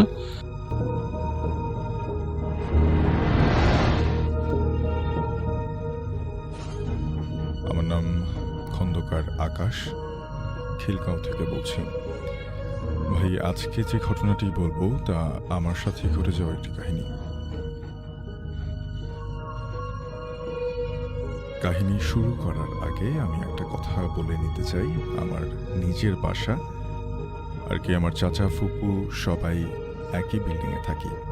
আমাদের পরিবারের সবার সাথে কিছু না কিছু হয়েছে, কিন্তু কখনো কারো ক্ষতি করেনি। আমাদের বাসার অনেকগুলো জিন রয়েছে। যাই হোক, আমার কাহিনীতে আমি চলে আসি। ভাই, এই কাহিনী 2 বছর আগের রমজান মাসের। এমনিতে আমি আমার আব্বুর সাথেই রাতে ঘুমাই, কিন্তু আমার একটু জরুরি কাজে আমাদের গ্রামে যাই, তাই রুমে আমি একা ছিলাম। মানে আমার বাবা জরুরি কাজে গ্রামে গেলেন, তো আমি রুমে একা ছিলাম। তাই আমি ঠিক করি যে সেহরি করে একবারে আমি ঘুমাবো। যে ভাবার সেই কাজ, আমি মোবাইলে একটা মুভি দেখা শুরু করি। রাতে 2টা বেজে গেলে এমন সময় আমি যে রুমে ছিলাম, আমার মনে হলো আমার রুমের দরজাটা কেউ খুলছে। বলে রাখা ভালো ভাই, আমার রুমের যে দরজা সেটা খুললে একটা শব্দ হয়।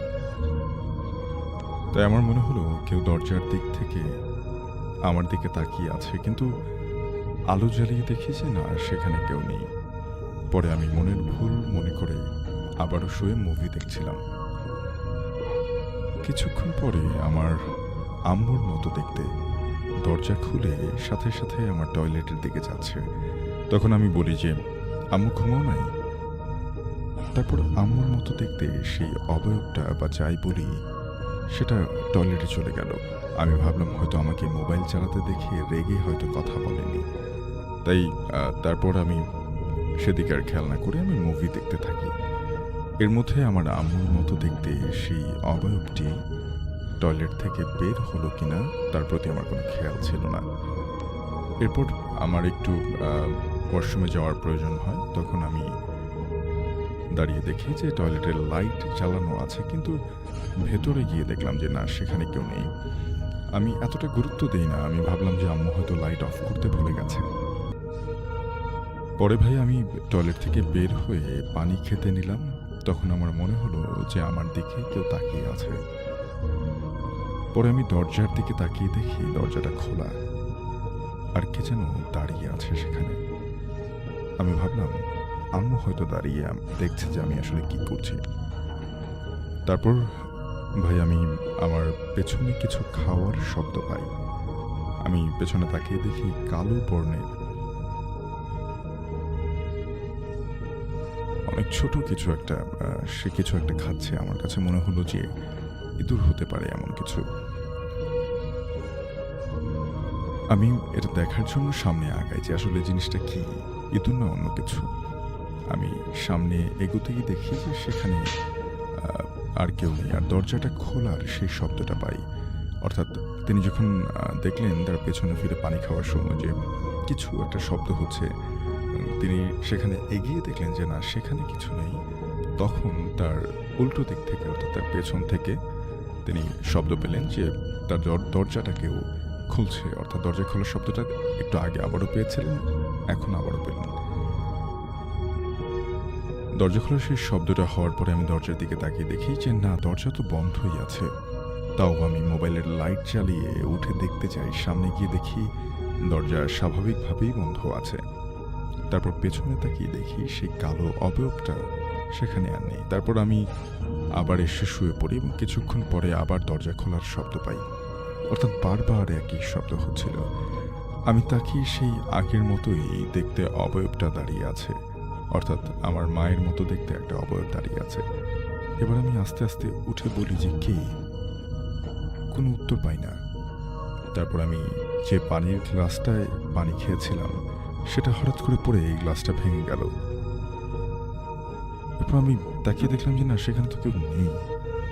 এবার আমার একটু ভয় লাগলো ভাই। আমি বলে রাখি যে বলে রাখা ভালো, আমি ছোটবেলা থেকে একটু সাহসী ছিলাম, তাও কিছু না ভেবে আমি উড়িয়ে দিলাম। মনে হয়েছে যে গ্লাসটা হয়তো আমি কর্নারে রেখে এসেছি, জন্য পড়ে ভেঙে গেল। ব্যাপারটা কিছুক্ষণ পরে আমি শুনতে পাচ্ছিলাম যে আমাদের দরজায় কেউ ঠুক ঠুক করে 3 বার নক করলো। আমি একটু অবাক হলাম, কারণ আম্মু আসলে তো কোনো নক করবে না। আমি বললাম যে কে ওখানে? কোনো উত্তর পেলাম না। তারপরে উঠে আমি দরজাটা খুলে দেখি কেউ নেই। আমি এরপর এসে শুতে যাব, আবার সেই একই 3 বার ঠক ঠক করে দরজায় নক করার শব্দ। ভাই আমার আম্মুর একটা কথা আমার মনে পড়লো যে আম্মু বলেছিল দরজায় কেউ 3 বার নক করলে বা কড়া নাড়লে, কে জিজ্ঞাসা করলে উত্তর যদি না দেয় তাহলে দরজা খুলতে হয় না। আমি ভাবলাম এবার আমি দরজা খুলব না। আমার কিছুক্ষণ পর সেই একই নকের শব্দ। এবার আমি সাহস নিয়ে দরজাটা খুলি, কিন্তু এবার আমি যা দেখি সেটা আমি এক ফোঁটাও আশা করিনি। আমি দেখি একটা কালো অবয়ব, চোখ দুটো একেবারে জল জল করছে অন্ধকারে, মুখ দেখা যাচ্ছে না, শুধু চোখ দুটো আগুনের মতো করে জ্বলছে। এটা দেখে আমি তাড়াতাড়ি দরজা আটকে নিয়ে বিছানায় এসে কাঁথা মুড়ি দিয়ে আমি শুয়ে পড়ি। এরপর আমি কান্নার একটা বিকট শব্দ শুনতে পাই। আমি ভয়ে ভয়ে শুয়ে থাকি এবং উঠে দেখারও সাহস পাই না। এরপর কখন ঘুমিয়ে পড়ি তাও খেয়াল নেই। এবং কিছুক্ষণ পরে আম্মু আমাকে ডাক দেয় সেহরি খাওয়ার জন্য। আমি উঠে আম্মুকে জিজ্ঞাসা করলাম যে আম্মু, রাত্রে কি তুমি আমার টয়লেটে গেছিলা? এরপরে আম্মু বলে যে না তো, আমি তো মাত্র ঘুম থেকে উঠে তোকে ডাকলাম।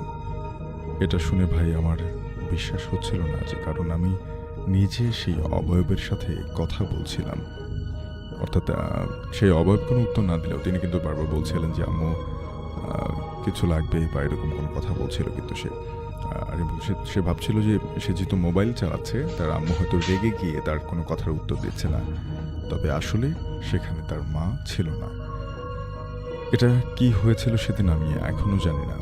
এরপর থেকে আব্বু না থাকলে আমি আর রাত জাগি না। এই কাহিনীটা আমার সাথে ঘটে যাওয়া সত্য কাহিনী, পড়ে শোনালে খুশি হব ভাই। আমার ভাইয়ের সাথেও ঘটে যাওয়া ঘটনা আছে, পরে আরেকদিন লিখে পাঠাবো। ভালো থাকবেন, আল্লাহ হাফেজ, আসসালামু আলাইকুম।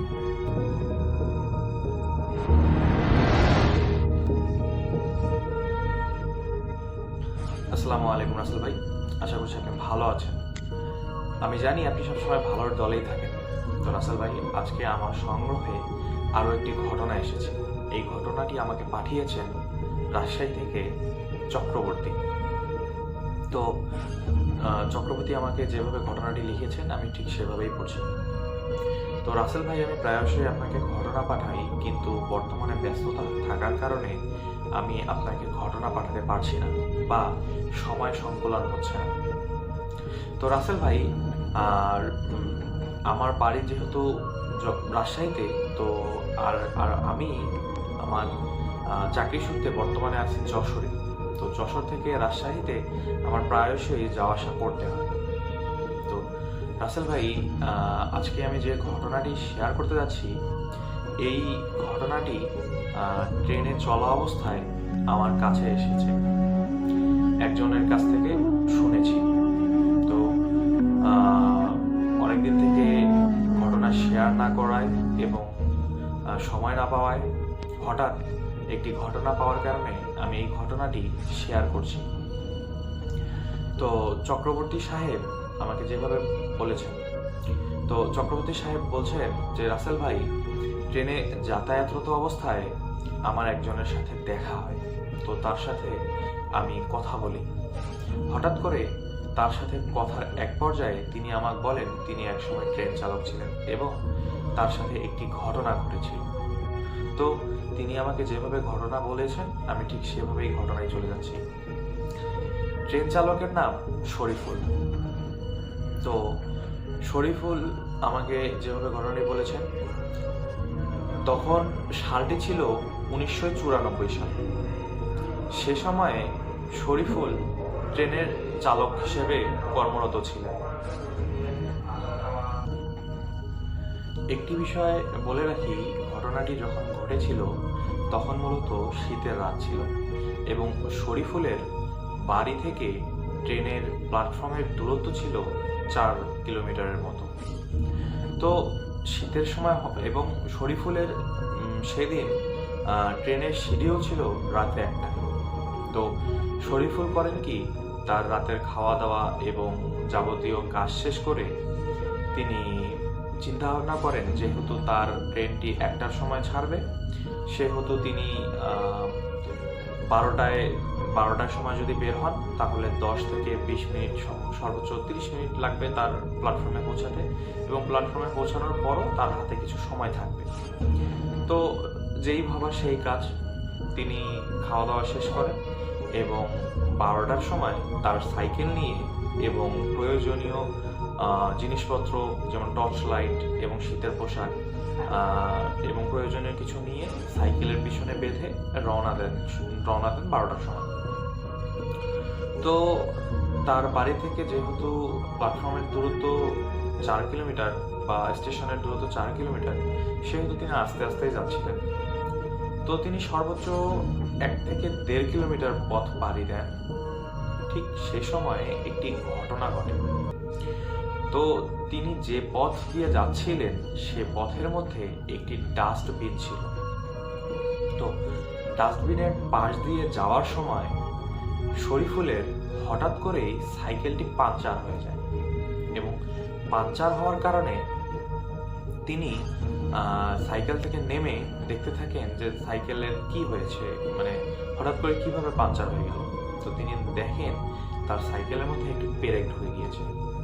তো তিনি একটু হতাশাগ্রস্ত হলেন যে যাচ্ছিলাম, হঠাৎ সাইকেলের মধ্যে পেরেক ঢুকে গেল। যাই হোক, তিনি পায়ে হেঁটে বাকি পথটা যাওয়ার জন্য রওনা দিলেন। তিনি যখন সেই ডাস্টবিনটি পার হচ্ছিলেন ঠিক তখনই তিনি দেখেন ডাস্টবিনের পাশে থেকে একটি গোঙানির আওয়াজ আসছে। 2টি বাচ্চা বসে যেন সেখানে কি চিবোচ্ছে বা কি খাচ্ছে। তো রাতের বেলা তিনি অতটি নজর দেননি বা দেখার চেষ্টা করেননি, স্বাভাবিক ঘটনা হিসেবেই নিয়েছেন। এবং তিনি স্বাভাবিকভাবেই হেঁটে যাচ্ছিলেন। তো তিনি যেহেতু রেল লাইনের পাশ ধরে যাচ্ছিলেন, সেহেতু যেতে যেতে তার একটু সময়ই লাগে। তিনি সময়ের থেকে 5 থেকে 10 মিনিট আগে প্ল্যাটফর্মে গিয়ে পৌঁছান বা স্টেশনে গিয়ে পৌঁছান। তো স্টেশনে পৌঁছেই তিনি তার সাইকেলটি তার নির্দিষ্ট জায়গায় রেখে তিনি যে ট্রেন চালকদের যে কেবিনটি রয়েছে সে কেবিনে চলে যান বা সে ইঞ্জিনে চলে যান এবং সেখানে গিয়ে দেখেন তার সহকারী যে 2 জন রয়েছে তারা অনেক আগেই সেখানে চলে এসেছে এবং তার সহকারীরা শরীফুলকে দেখে বলেন যে আপনি আজকে আসতে এত লেট করলেন কেন, আমরা তো লেট হয়ে যাব। তো শরীফুল বলল যে ভাই আমি আসছিলাম, তো হঠাৎ আমার সাইকেলের পাঞ্চার হয়ে গিয়েছে, যার কারণে আমি সঠিক সময় আসতে পারিনি। তো আমরা দেরি না করি, আমরা স্টার্ট দিয়ে দিই, যেহেতু সময় হয়ে গিয়েছে আমরা বেরিয়ে পড়ি। তো তারা হাতের কাছে যে কাজগুলো ছিল সে কাজগুলো শেষ করে 1:05 নাগাদ ট্রেনটি ছাড়ে। তো ট্রেনটি যাচ্ছিল অনেক ভালোই চলছিল, কোনো সমস্যা ছিল না। শরীফুল ড্রাইভিং সিটে বসেছিল এবং বাকি 2 জন পিছনেই বসেছিল এবং যাওয়ার এক পর্যায়ে তারা প্রায় মোটামুটি বলা চলে 70 কিলোমিটারের মতো পৌঁছে গিয়েছে। তখন শরীফুল একটি বিষয় লক্ষ্য করে। শরীফুল দেখে যে ট্রেনের পাশ ধরে কেউ একজন দৌড়াচ্ছে, বাচ্চা। তো শরীফুল দেখে এটি অবাক হন এবং অপলক দৃষ্টিতে তাকিয়ে থাকেন এবং তিনি চিন্তা ভাবনা করতে থাকেন যে 5-6 বছরের বাচ্চা এভাবে ট্রেনের সাথে এত গতিতে দৌড়াচ্ছে, এটা কি আদৌ সম্ভব?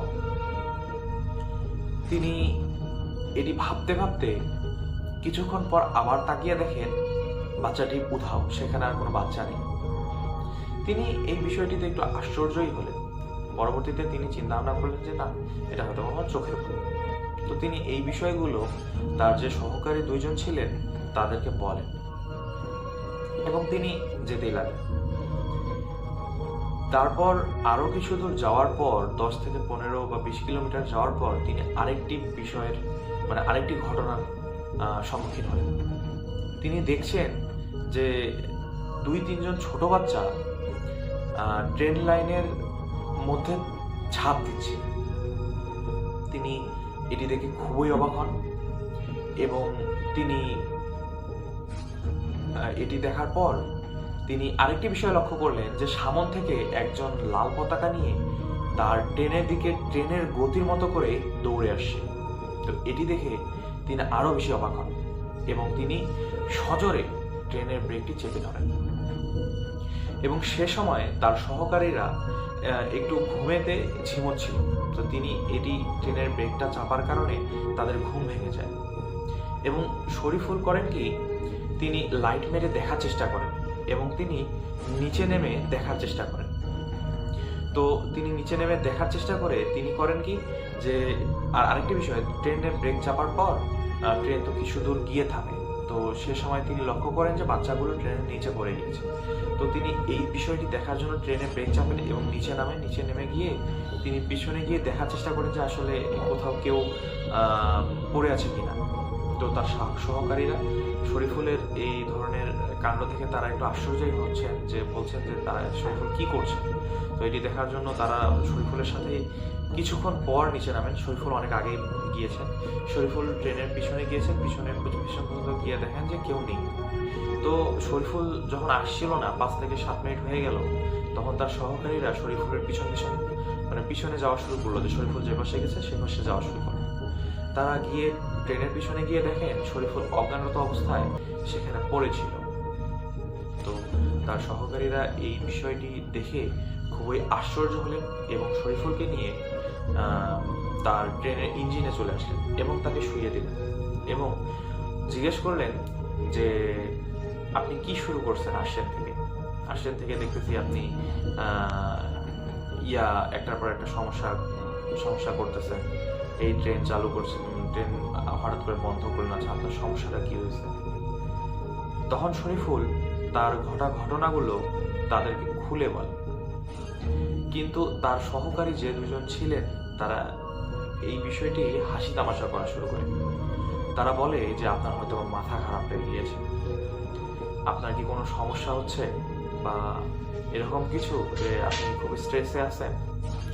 তখন তিনি শরীফুল এতই বোঝানোর চেষ্টা করছেন, কিন্তু তারা বুঝতে পারছেন না। তিনি বলছেন যে আপনি পাগল হয়ে গেছেন নাকি।